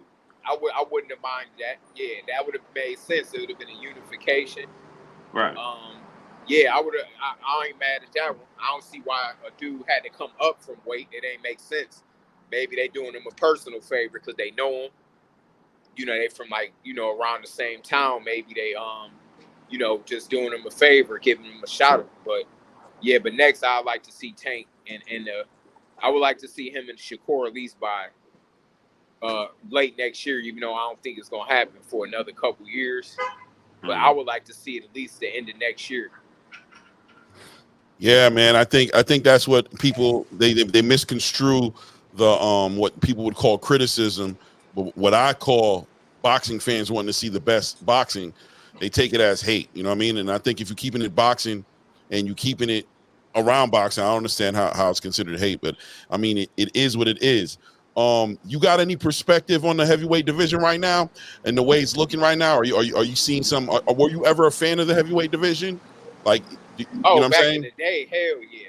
Like I think it's in the best space it's been in for some years. I like dude that fought Jared Anderson. Martin Is that his name? Martin McCauley. Yeah, I would like to see him in some fights. You know, Dubois had a good win. I actually thought before Dubois stopped Usyk in that fight. I think Usyk is a better fighter, but dude stopped him. That was a knockout. That was a knockout. Yeah. Yeah, I like Usyk Fury rematch. That's a good fight. Yeah, I like the heavyweight division right now. It's the best I think it's been in some years. It's getting exciting, man. Did you get an opportunity to see the undercard on the Bivol card? Did you get to see Fabio Wardley against Fraser Clark? No, okay. I saw the highlight though. I mean, the highlight was pretty much the fight, right? So, you know what I'm saying? The highlight was pretty much the fight. I think the heavyweight division is coming around, you know what I mean? And we got some real contenders just keep coming out of nowhere. Like you seen this Fabio Wardley dude, and you know what I mean? What do you think about the Anthony Joshua situation, Daniel Dubois, even Deontay Wilder? Like, it seems like a new generation is kind of coming up behind this older generation, and it looks like, you know what I mean, the older guys kind of get in where they fit in and either make these big fights happen and get out the way, or we're gonna see a lot more upset. Beating all the young, can't nobody beat Usyk and Fury and I don't think that's the case. That's the funny thing about boxing now. These young guys can't push the old guys out no more. In every weight class, damn near. It's only a few young fighters that could beat guys even in their mid-30s right now. This is the first era in boxing where fighters saying they're not ready at 25 to 28 years old. They're not even ready for guys in their mid to late 30s no more. You ain't gonna see nobody calling out Terrence, Usyk, Canelo, other than the money, Right. Beterbiev, and all of these guys. Like, it's a different era now. These young guys saying they not ready no more. You only got a couple like Devin, Shakur, a couple more that's willing to step up. But other than that, they want to be babies still. And they, mid-20s, even late 20s. So the statement of the heavyweight is the older guys taking over. Because Usyk is the best, and he damn near 40. Exactly. Yeah, And yeah, shit. definitely. So is Fury. I don't know how old Bacoli is, but, you I, got I Wilder, believe Joshua. Coley up there in age too. They just ain't Yeah, gonna but tell us. They always Cody take looking like an uncle for sure. He definitely looks so, like an man. uncle. So these A young great guys uncle. they ain't pushing. Hey, they ain't pushing the older cats out no more, and they scared to take the risk outside the money. Let me ask you a question, man. What do you have any thoughts, or do you care to speak on? Hold that thought, Clay. Nick J said, why am I hearing any Haney versus Blair Cobbs, any potential truth to that? She asking me that? Nah. Yeah. I mean, Blair's a welterweight. Like, we not willing. It's nothing there. Ain't really. It don't make sense. It's a different weight class. Yeah, we different weight class. We only had 2 fights at 40, so I'm sure the only thing that we willing to do right now over 40 is if him and Ryan do a catch weight. Okay, that's what that would have to be. What do you think about the we were talking about the Olympics and how it didn't seem like we didn't medal in the Olympics for boxing. You know what I'm saying? Sweet. What does that represent anything? Does that speak on the level of? Does that speak on boxing in America going up or down, or represent it all the lack of competition in boxing and how that's affecting the next generation coming up as far as what they need to do to be popular? We also had a high fluctuation of southpaws all of a sudden. I don't know if you noticed in this Olympics, it seemed like there was a lot of southpaws came out of nowhere all of a sudden. How do you think boxing in America is moving right now? I think it's going backwards. I'm gonna be honest, because the teachers, it ain't a lot of teachers around. Like, it's the difference between coaches, guys that just getting in people corners. It ain't no teachers. The teachers is getting lost. Like, it need to be more guys that's coming that been up under these old school cats to keep the certain way of boxing traditions alive. Everybody is mimicking and imitating right now. That's the decline. Is all the kids is learning from people that just walked into the gym and watched YouTube, and it ain't no authentic teachers. That's the biggest problem. And the kids ain't as hungry in America. When we got these iPhones and all these social media, it's a wrap. Like, before all of that, the fighters was dogs. They had the old school teachers. They had to listen to them. Now people are more concerned about social media, which I understand is a business. So yeah, you got to do that too, but you shouldn't be more concentrated on that than fighting. And that's why we getting wiped out in the Olympics now. And would you consider there to be an international wave of great boxers coming out? And like, it just seems like the Eastern Europeans are making a statement. They're collecting. You got Lomachenko's a champion. You got Alexander Usyk's a champion, or Beterbiev, Dmitry Bivol. I can go down a list of champions that are here in Eastern Europeans. I can tell you why. Man, they I'm gonna be honest, they lifestyle's better. They still got the same traditional teachings that they've been coming up under. They take life more serious, the sport more serious. They live in more. They in a more masculine. They more in their masculinity. Like, that's just being real. Like, America is becoming. It's getting weird. Like, over there they're not playing these games. I don't knock nobody for their lifestyles and how they want to live individually, but as a country, America is just falling, period. Like, over there, they ain't playing them type of games. Like, you got to be a certain kind of man over there, and that make a big difference. Especially being in a sport like this. That's profound, man. And so segueing that into Turki Al-Sheikh's presence and what he's bringing, And what? First of all, how do you feel about Turkey Al Sheik's presence and what he's bringing to you as a boxing fan? Are like, does that bother you or push you one way or the other? No, I like him. I would love to. I haven't met him yet. I love to work with him. To help. He doing a good job though. So I Right. can't really knock it. He's showing what promoters should have been doing. Because they could have made these fights and came together. But like we just said about America, our people just more stingy, and they don't have the same kind of honor and integrity and kindness of other people. Like, we got some mean ass people in this country. Like, ain't nobody perfect, but I'm saying our country is arrogant as a whole. Like, I ain't saying I don't love where I'm at, but this is an arrogant country. It's an arrogant country, and we do, we good in some things, but we not the end all be all, because it took a dude from over there who we used to talk bad about in this country, people like them, all of the myths that was put out in our media and on CNN and all of that to make them look crazy. But it took for him to come over here and show people how to do it. 100%. And what do you think? So that being said, because this is definitely going somewhere, right? That being said, the rumor around is that Turkey Al Sheikh or the presence of Turkey Al Sheikh is kind of setting fighters up, because we're seeing a lot of our fighters that we hold at a decent regard over here, who we think we're at a certain skill set, kind of get faced with opposition. When they go on these Riyadh season cards, the fights seem to be way more competitive, and That's therefore. Good. We're seeing like Jared Anderson fall. We saw like Raymond Ford, fighter, lose his title over there to a Nick Ball in a very good fight, very competitive fight. But still, we saw that happen. We've seen Deontay Wilder go over there and fall twice. I mean, is this hurting the culture of boxing here in America, or is this somehow there's a positive, gold at the end of the rainbow at what this can produce as far as what happens over here with boxing? I think it's a good thing, because nobody can make you sign a contract. So at the end of the day, I think that was a little premature from Jared, but an error, because Jay Prince is a great manager. I don't think Big Baby was too aware, dude. Him being young and not knowing. I didn't know dude until then. So I just think he slipped through the cracks. But that don't mean that he ain't gonna come back, But I think Turkey is helping it where fighters not gonna be as scared to take an L because they getting paid good. So he his deals is closing fast from what I'm hearing, that he only taking a day to 3 business days and the fight is already done. It takes years for the American promoters sometime to get these fights done, because they wrestling with each other over networks and having to split the pot. They one more than the other and all of that. So I think what Turkey doing is great. It's one of the best things that I think is good for boxing.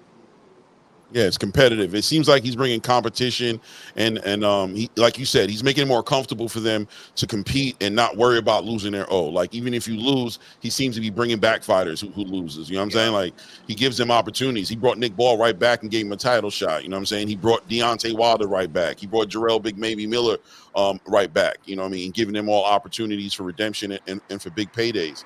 So I mean, yeah. That being said, and he seems to be. Let me ask this question real quick. What do you think about because G tatted up nephew, he's saying that if Dev and Tank fight, what weight class, and he don't want to see the fight, because if it's Tank don't want to go to 35, Tank don't want to go to 40, and Dev can't go to 35. What's your thoughts on that, Ben? Tank won a world title at 40. He won a world title. Tank could fight at 40. I mean, if I'm gonna be honest, shit, I think outside of 40, I think he could beat everybody at 40. In my opinion, yeah, I think he could beat everybody else. Everybody except Dev. I think he could. He won a belt there. So I think it makes sense. Yeah. You know what's funny, Bay? A fight nobody ever really talks about: Teofimo Lopez and Tank. How you see that fight playing out? It'd be a real good fight. I see Tank probably catching him, but Teofimo, one of them guys that, man, he step up when the competition step up. He don't fight too good against mediocre opponent, but when you put him in there with a good fighter, he kind of wake up. So I think it'll be a good fight, but I think he might catch Teofimo, in the late rounds and hurt him. Eric Hall says, so y'all want him to fight out his weight class. You see, I mean, they asked. Like, I just said a solution to make it happen. right, but it's not fighting out his weight class when he already fought at 140 as the Yeah, world. he did it before. I mean, Floyd went up to 54 and fought Canelo. He fought there 3 De La times. Hoya, and so that's not Floyd's weight. 47 was barely Floyd's weight, but 54 definitely wasn't. So, I mean, it's a big. He wasn't Sugar Ray Leonard's weight, but he fought Marvin Hagler there. Yeah, and he even went over that and fought heavier than that. I think with Donnie Lalonde. Yeah, I think and he won a light heavyweight title, and then Duran title wasn't weight class, wasn't 147, it was 135, and he went to 147. He went to 47, yeah. So no, I think it could happen, but it'd be huge. It'd be a fight I'd love to see. And on top of that, he was getting ready to fight Isaac Cruz at 140. Yep. Yeah, that's interesting because we just finished sitting here speaking about kind of like what the Eastern Europeans, the energy and the mindset that the Eastern Europeans kind of bring into the table, and the competitive nature of fighting on a Turkey Al-Sheikh card. You're going to get paid, but you're going to fight a fighter who could beat you, right?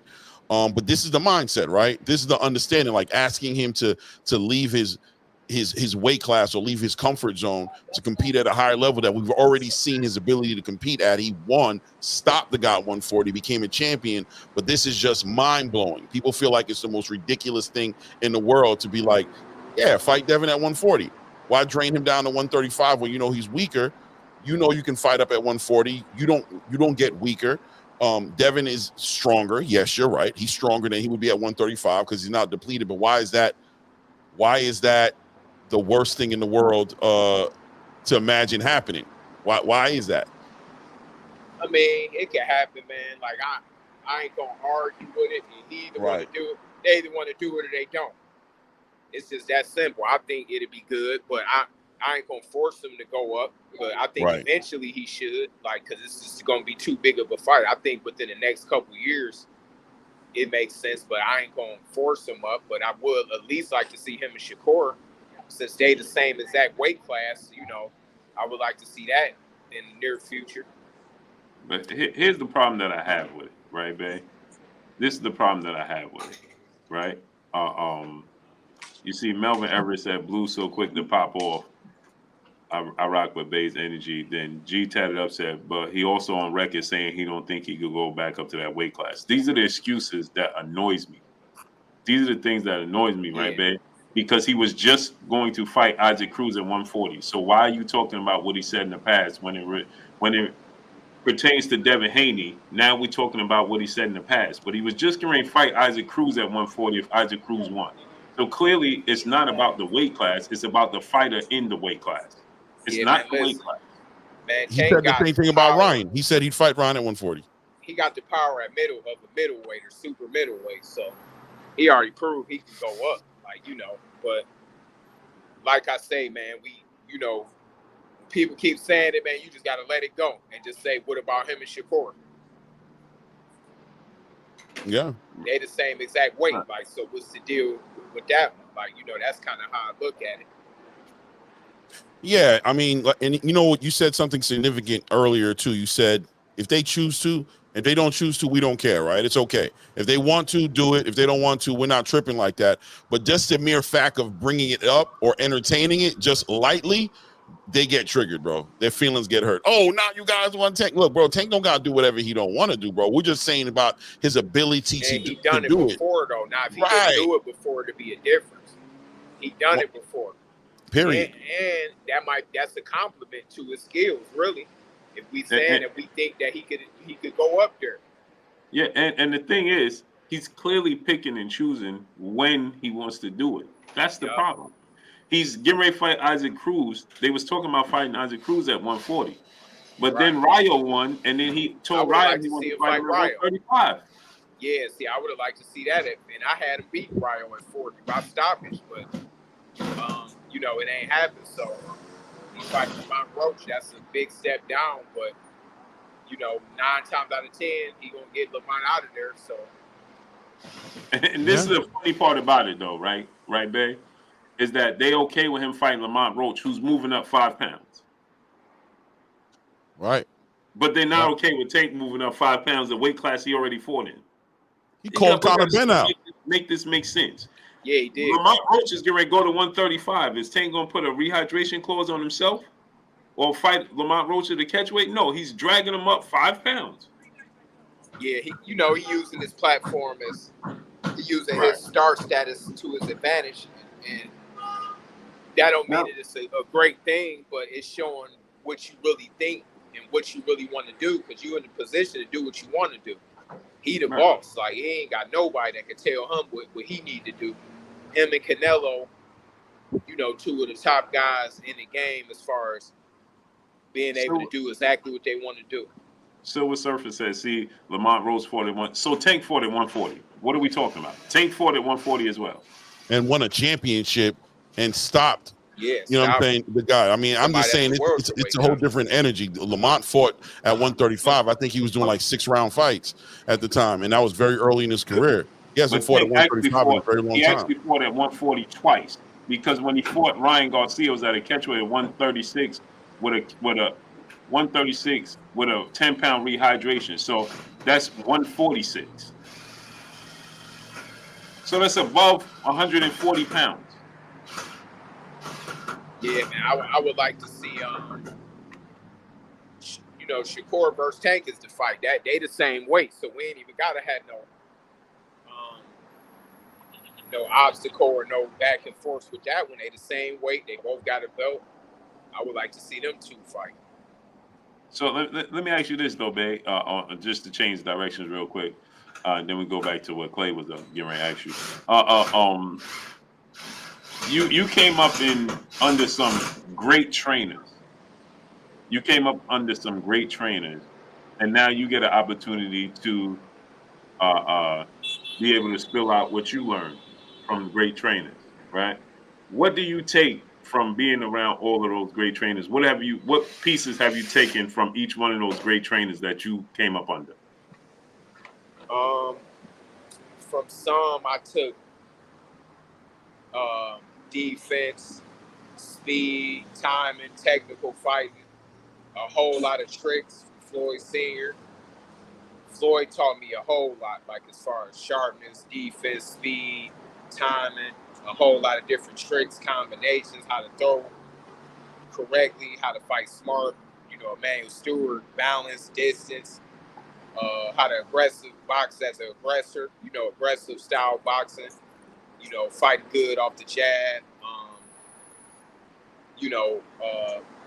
That's a lot of his thing, and good corner work too from Emmanuel Stewart. And I had a couple other old school guys, like even my very first trainer in boxing.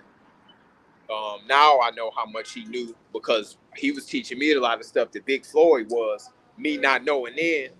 Now I'm like, damn, when I got with Big Floyd, I'm like, damn, my first trainer was showing me this stuff.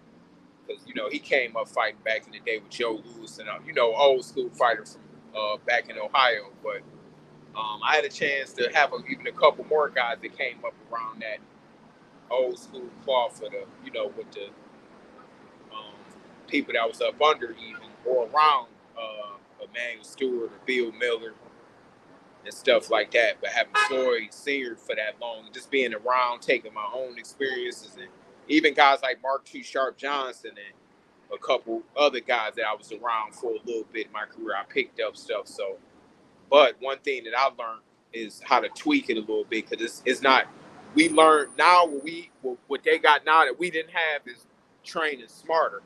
It was all hard when I was coming up. It wasn't no break, no rest, no recovery. Mm-hmm. Now it's a little, I learned from this era, it's kind of like you could rest and recover a little better. You don't have to train as hard, and, every day, like you killing yourself every day. Like Mm-hmm. Big Floyd only do one way, like, which Right. was good. I don't knock it. I'm just saying, like, it's my way or the highway was Big Floyd's slogan.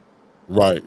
And a lot of fighters liked it. I heard De La Hoya talking about it, where he respected him for that, because, he said that, and I seen Floyd.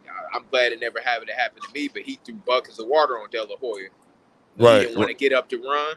Uh-huh. And De La Hoya was like, man, ain't nobody never did that to me. I'm the golden boy, but Senior don't care. So he was a drill sergeant. Like, he made me running combat boots, hand weights every day. Wow. And I could be in the middle of a workout or some work and some sparring come in the gym. I don't care if it's the end of my workout and they asking for some work, he'd make me spar. Wow. So those things made me rugged, and it made me like, but that's the only thing that I say I like for the new schools. They a little better when it comes to recovery science, how to eat and all that kind of stuff, drinking water and the right Sleeping. stuff like that. Yeah, we just fought, and we just had great teachers and fought. That was our advantage, though, because now it's dying out to where you don't have good teachers. Another thing, too, is complimenting the fighter that you're working with. Like, most people can't train a fighter to their best ability. Like, if I'm training Devin, I'm training 2 other fighters, I'm not going to train them the same. Mm-hmm. I'm going to work with them and bring out their strengths and then eliminate weaknesses and teach them how to adapt in a lot of different, moves and ways to throw punches and, know how to protect themselves. And just a whole lot of different things that I learned I could put in them. But I know when one thing fit one guy might not fit another guy. One guy might need to be more basic. When one guy might, be a mover but this fight we might have to go to him and fight. So that's one you're thing able to recognize limitations and understand that not everybody's built the same way and work with what you got in front of you and don't put him through something he might not need to go through, and also not skimp out on what he definitely does need to go through to make sure that those weaknesses don't show up on a big day, right? Right, and then I learned how to adjust. Like, Floyd Senior never had a game plan when I fought. He ain't even ever look at my opponent. All he would do is look at him and say, this motherfucker can't fight. Like, you better beat him. Then you got the pressure on you, but it's like, he said that about everybody. You know him and Roger. Right. Ain't no excuses. We're not even gonna start talking about his strengths, and that's all we talk. You just gonna beat his ass. I see him. Let's get to training. You seen the picture? I seen the picture. Time to train. Hey, Floyd Senior say, man, I could beat this motherfucker. Shout out to Floyd Senior, man. I heard he's dealing with some health issues, but man, that man is super entertaining, and from what I understand, a great trainer, bro. Oh man, he an artist, literally. Like, he literally an artist, like, paint wise and everything. Yeah. What was the difference, Bay, between him and Roger? What was the biggest difference? The biggest difference was Roger was the uncle, so he was more like a bigger brother to Floyd, uncle figure, like a. So they know a lot of the same stuff because, of course, Senior taught Roger. Like, he got all of them moves and stuff. The majority of stuff that Roger know, he learned from his big brother. So Roger, he had his twist to it. They both the GOATs. Like, man, they incredible. Like, everybody's trying to mimic them to this day all across the world, but they butchering it. But I just wish people would give them more props. That's what I hate. Like, they left out of all conversations. They never got. I'm gonna go back to the question, but it baffled me how nobody giving them props because they stealing from them. Mm-hmm. Everybody trying to catch mitts like them. It's different. Then you can't mimic these cats unless you've been with them, and it's way more than a mitts. Like, but back to what you said, like, they both good and they both know the same stuff. They just was a little different, but they both was dogs though, and like no holds bars. Like, they gonna tell you exactly what's on their mind. They don't care how they say it either. Like, but Roger was more. The difference between Roger and Floyd was Roger with Floyd. I meant was he handled Floyd in the gym and let Floyd do his thing. So he understood, like, my big brother could be overly strict. Floyd is a grown man now. Now, Big Floyd tweaked it when he came in at the end of his career. Because even me and Big Floyd talked, because I put them on the phone together when they got back together. Floyd, like, let me talk to my father. I handed him the phone, and he started back training his son like the following week. But I even said to Senior, like, Floyd, like, Senior, I'm glad he listened. I'm like, your son know everything that you taught him. he older now, so just chill, enjoy it, so y'all can be cool and not where he like a little boy no more. And he got that at the end, but Roger kind of got that earlier, like where Roger with Big Floyd, he don't you running in the boots, you doing what I say, the time I do it and everything. Like Floyd like to run at night. Floyd Jr. start liking to run at night. Big Floyd, you running in the morning with the sun on you. And Floyd, he one dude that you damn near don't want to say no to, because he, like, I'm glad I ain't have to he ain't have to get on me too much, because I know to listen the first time, but he ain't no joke. Like, you respect him enough to where he the one dude that can get a pass to cussing you out. Wow. And that's him with everybody. So the difference with Big Floyd and Junior is,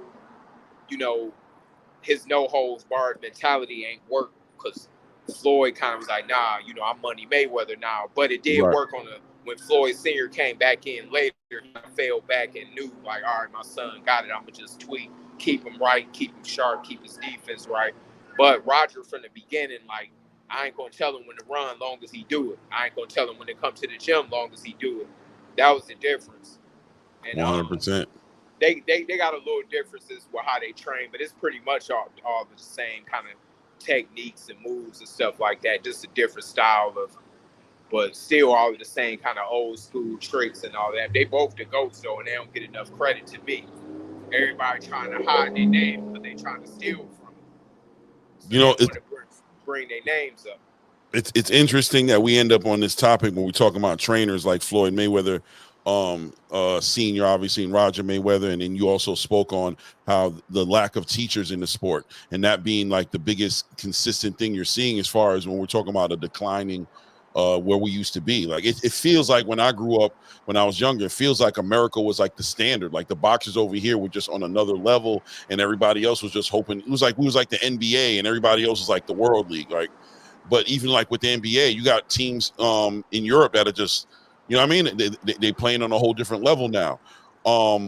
That teacher, what happened? What is pushing the teacher out of the sport? Is it the money? Are they costing too much? Is it what's pushing that energy out of the sport now? Because what you're talking about, I'm hearing a Rocky movie. I'm hearing Mickey cussing Rocky out right now, right? I'm hearing like that the trainer was just like ruthless, and it sounds like the fighters today, I couldn't imagine to them getting spoken like that. To the way you heard about Floyd. A lot of them would be too soft. They want to do everything the way they want to do it. Not all of them, but most.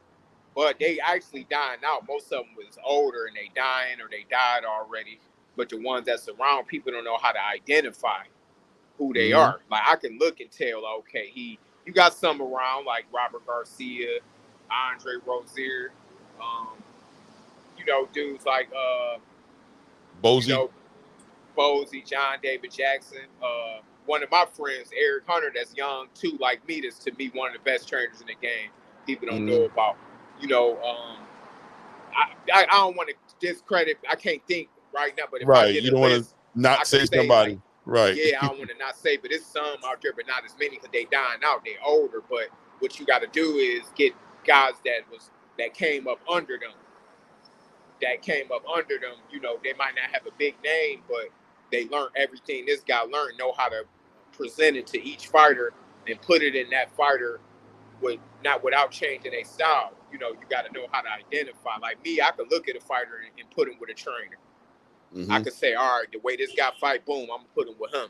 Or the way he fight, all right, I'm gonna put him with him. Yeah. I'm glad you said that, because that leads me to my next question. Who should train Errol Spence Jr.? All right, let me see. In my opinion, if I had to pick somebody for him, and this gonna throw you off, I'll say Robert Garcia. That's what I said. Who said that? I said that yesterday. Yeah, he said that yesterday. I was like, I think Robert. And this is why I'm gonna say that, right? And this is why I'm gonna correct people. And I said, so I'm gonna tell you who I said. I said Coach Cunningham. Oh yeah, let me give him his props too. I wouldn't do that with Earl, but I like Coach Cunningham, old school drill sergeant. He gonna cuss you out. That's what Earl probably not gonna do well with. Kid. Yeah, I think style-wise, like, I ain't saying that Kev ain't the truth. Yeah, he can do well with him. But I'm just saying, like, okay, this is people make the mistake of thinking that race matter in boxing and it don't. It's style. My favorite Mexican fighters ever is Ricardo Lopez and Salvador Sanchez. I love Chavez, but I put them two both over him, right? Mm-hmm. Now, all of them was good skilled fighters. They wasn't no bangers or no typical. Some of my look, Oscar De La Hoya was slick as hell. Like some of them Mexicans is the best, like technical fighters in the world. Juan Manuel Marquez, Barrera, all of them cats. Now, so I don't look at race like, oh, he got to be a Mexican to train with a Mexican. No, what is his style? Now, if you want to go through the tradition, yeah, Earl, you would say he got a Mexican style to fight. Now I get he from Texas, so I kind of could see why you would say that. So I would look at a guy like, Robert Garcia. He looked like he got his fundamentals, his basic, and he teaches that aggressive style, but not a reckless style. So I think that Earl and him, I think, could be a good fit. But people wouldn't understand that because they think that, oh, Robert only trained. I think that Anthony Joshua looked good with Robert. I think that he probably should have stayed with Robert for a little bit. I think he left too fast. I was a little impressed. Like, damn, he probably can pick his aggression up. But honestly, off the top of my head, I think it'd be somebody like a Robert Garcia. Yeah. I agree, man. It just seems a little easier to put together. Maybe I don't know how Earl feels about it, but it is what it is. But yeah, man, the fighter today in this, the fighter today is just different. Would you say the fighter today is a different fighter than the fighter, let's say, 15, 20 years ago? Oh, of course, yeah. It's dwindling down. Like the talent is dwindling, the hunger is dwindling. Now, the best thing is it's the most money ever that it ever been in the sport. Right. No, it haven't been this amount of fighters that made this much money, like in numbers. Now this guy's getting rich before they even winning belts. Like, so I do like that it's a lot of fighters making money. Usually it was only handfuls. Now it's hundreds and hundreds, probably even thousands. Probably dudes we never even heard of in every country getting rich. So I do like that, but we need to get teachers back in this sport. The fighters got to quit being divas. They got to quit making excuses. They got to quit acting like they dealing with women, playing hard to get, saying, oh, I don't need him. What you mean you don't need him? It's a sport. You ever hear fighters say, oh, I don't need to fight him. I don't need him. What you mean you don't need him? This is a sport. Oh yeah, that's right next to the whole titles don't matter thing. I think that was a toxic mindset because it took away the competitive nature of the sport. Because it's not that the titles mattered so much. Yeah. Hey, let's do like 5 minutes because my battery gonna die. I ain't even bring my charger. Okay. Yeah, and I said this, right? I'm glad you said that. Just touch on real quick. I'm glad you said that, babe, because Clay just said what he said, and Floyd has said that belts don't matter, like Clay just said, right? But I said this, but you can't listen to Floyd because Floyd always goes to that as his claim as the greatest. He always talk about how many world champions he beat, and his famous pictures going with the pictures with all the belts. Oh yeah, man, Floyd gonna play mind game, but Floyd was a dog, man. He did some, man. Floyd was fighting. Fighting, like, man, he was doing exactly what these people say they don't want to do. Floyd was doing that. Floyd was doing. Yeah, I give him that, man. Like when it come to that boxing, that's what I'm saying.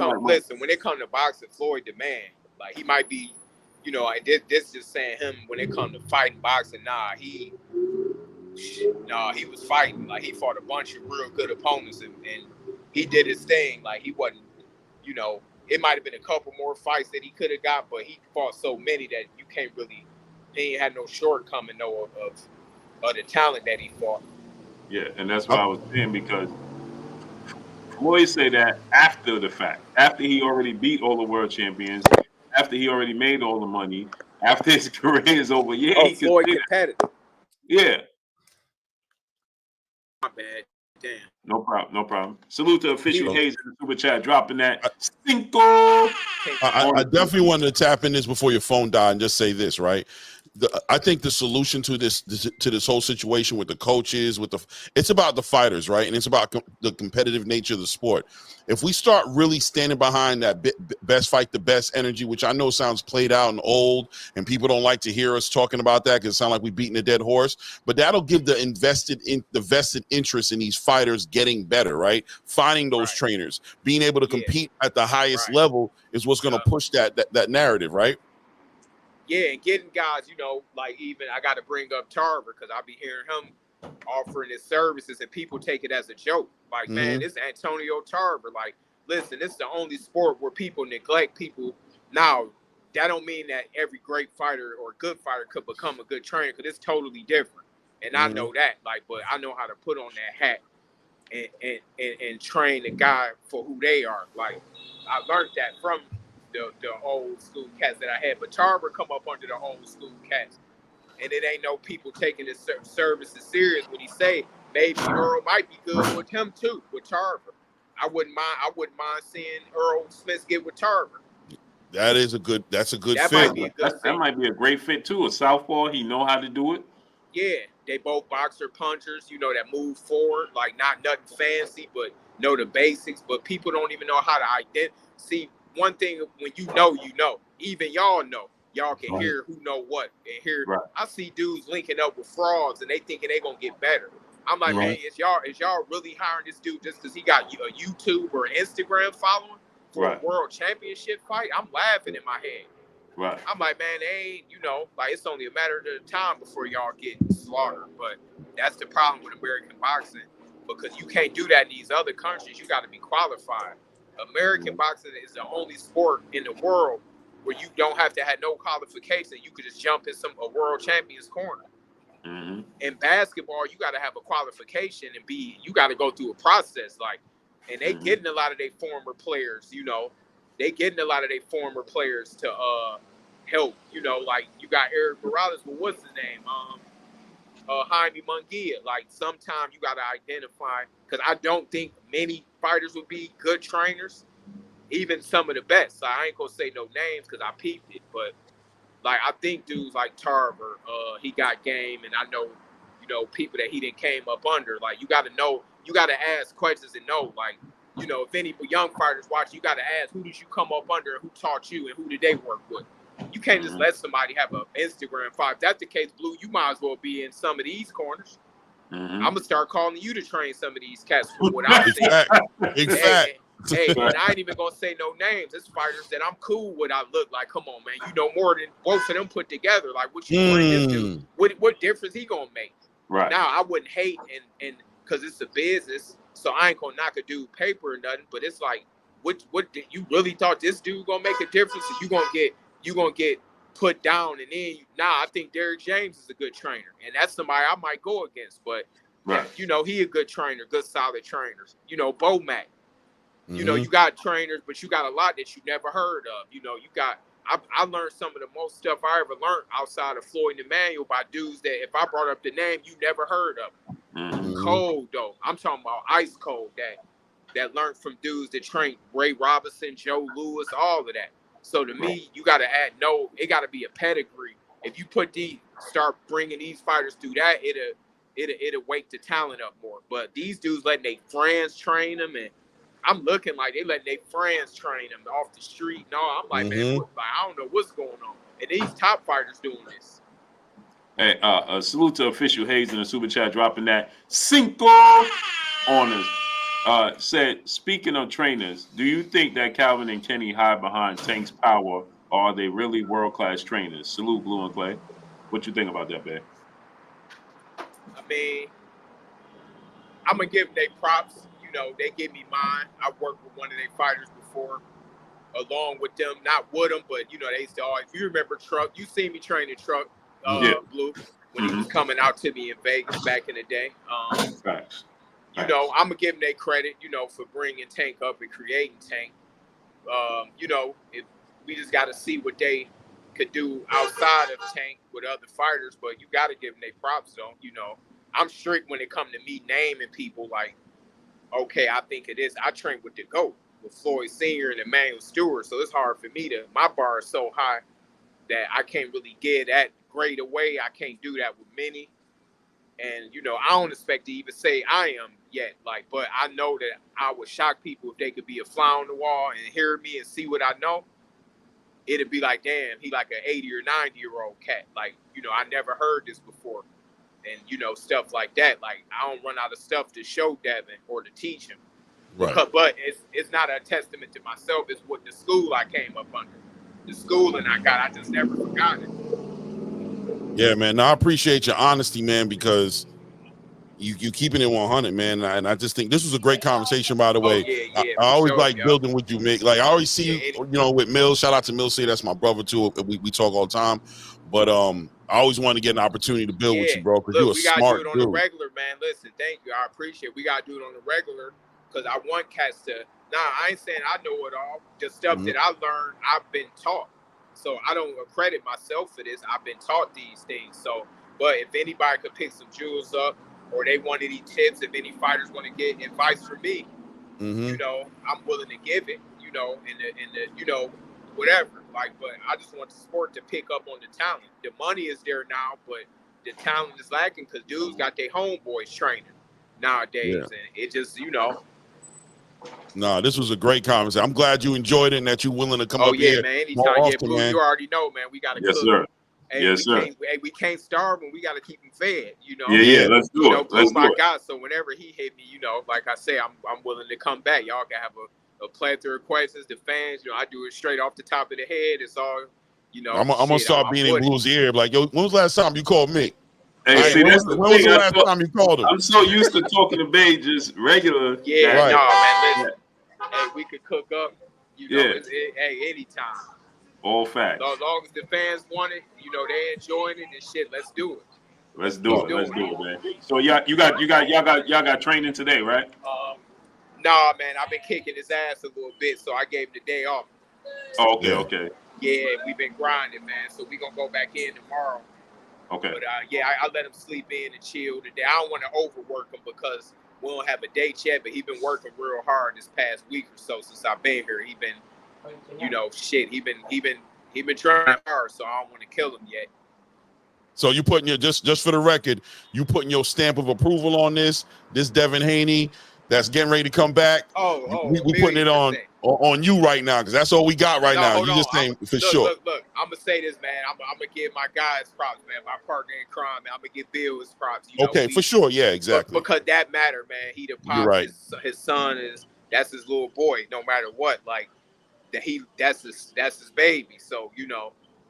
But he comfortable, you know, he letting me do my thing and he comfortable with me helping his son and getting him sharp, making sure it's D tight. So we working together and just having fun, honestly. Like, so I don't want to leave him out. But yeah, just speaking on me, fuck yeah, my bar high and I ain't taking it light on Dad. What my expectations on him is high. So I ain't happy with the bare minimum from him or the average. Like I wanted real pretty and real nice. Dad, I wanted to be nasty, cold, sugar. You know, I want him to be like what I know he can do. I'm gonna pull it out of him. That's it. Yeah. I mean, that says a lot. I'm interested in seeing the comeback because, like I said, I remember when you were campaigning, and even me, I was campaigning. I'm like, yo, why don't Bill hurry up and get this done already? So it just seemed like it was on its way to happening. I'm happy to see it happen. Hey, if I told you how it happened, it'd be crazy. Like, you know. Like it's crazy. Like, but you know we here for it. First of all, so don't act like we rushing you off because we definitely here for it. I'm gonna just tell you like this, man. I don't know if you ever heard of lucid dreaming. Yeah, I'm a lucid dreamer. Like I lucid dream damn near every day, and like I don't talk about it a lot. I'm a real spiritual person. Like long story short, man, I done had dreams like it was gonna be a shootout at this gas station down the street from me. And I told somebody, like, don't get gas at this gas station. Let me get the gas. And that shit happened 3 days later. I ain't calling them, but I'm going to just say this. A couple of days before Bill called me, I had the dream.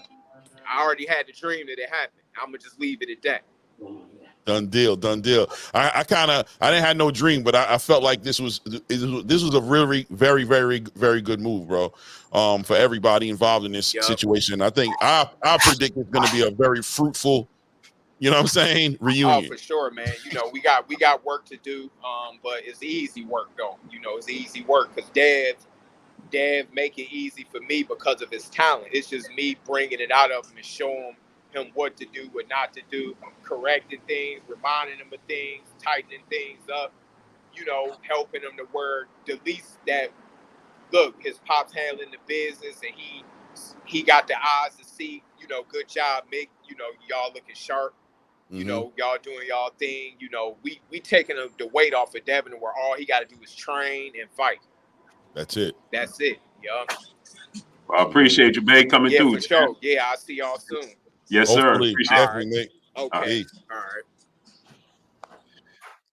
Let's Yeah, get on Blue. out of here, Clay. That was good, man. That was good, Yes, man. sir. I had a good time, bro. Good conversation, man. A lot of good perspective. You know what it is? Like, Bay is like my brother. So I talk to him all the time, but just regular talk. So I don't think to be like, yo, come on. You know what I'm saying? Like to interview. I'm gonna say something. Don't worry. I'm gonna say something. You know what it is? Like, I know so much personal things that's going on that it'd be hard to interview sometimes without, you know what I'm saying? So, but let's get on out of here, Clay, because I got to go get this phone. Me too. I got things to go do, man. Don't, yo, make sure you're on tomorrow. Don't lose your freedom. Don't get tricked out your spot, brother. Yeah, over for sure. phone. For Salute to everybody in the chat. Salute to you guys. Salute to you, Blue. And we'll see you guys. Well, for me, you know, already know my situation is. Are we doing it? No, we're not doing anything for Saturday with the Queens and the fight, right? Friday? Tomorrow's Friday, bro. No, tomorrow's Thursday. Oh shit! Yeah, I am gonna be here. I am gonna be here. I'm tripping. Yeah. No. Today is Thursday. Yeah. Tomorrow I'm out of here, bro. I got stuff to do. Yeah, bro. You got me going crazy here. So yeah, man. we'll be back Saturday. We're gonna do the fight. Okay, let me know. Okay, I guess you already just let me know. All right. I'm gonna hit up the Queens because I'm gonna see if they do the fight with us. All right, no doubt. Salute to everybody, man. Yes, sir. Peace. Y'all already know what it is. It's your boy Blue Blood Sports TV. Hate, like, comment, and subscribe. You haven't subscribed, hit the subscribe button, hit the like button, hit the bell icon to get all the new notification. Follow me on Instagram at Blue Blood Sports TV, all one word. We will be on every day, 3:30 p.m. Eastern Standard Time. I had a phone call today, an important phone call that pushed the time back today, but we was set to come on today on time. We're going to bring you guys more special guests as the time passes. As you can see, I'm in the studio and you can hear things going on. There's still work being done here. But we will be on 3:30 p.m. Eastern Standard Time every single day. So make sure y'all tune in. We will be bringing y'all guests. Do me a favor, go subscribe to my brother Claymore Rain. The link for his channel is in the chat, as you see right there. So click that link that's in the channel, in the chat. Subscribe to my brother Claymore Rain. Let's bring his channel all the way up. You're not going on tonight, right, Clay? Nah, bro. The wife needs me. Okay. So make sure y'all click on and subscribe to his channel. Let's bring his channel all the way up as possible. Let's support it, man. Go support the Queens of the Ring, Nick J, Bassiana, the Vanilla and Chocolate Drop, as I call them. Subscribe to their channel as well. And also, you know, subscribe to the new channel that I have that's going to be off topic. It's going to be different from what we talk about here. Obviously, it's going to be talking about relationship advice. It's going to be talking about men and women. I think that's important. You know, I'm a man that has 4 daughters. So it's very important, you know, to discuss these things. And I want to discuss these things, man. Why is divorces so high? Why is relationships failing? You know, I want to get into those things. So the new channel is right there, pinned up in the chat. So click on that new channel, subscribe to the new channel. So we got for you, your boy Blue, your boy Clay. We gone. Salute. Peace. Salute. Peace.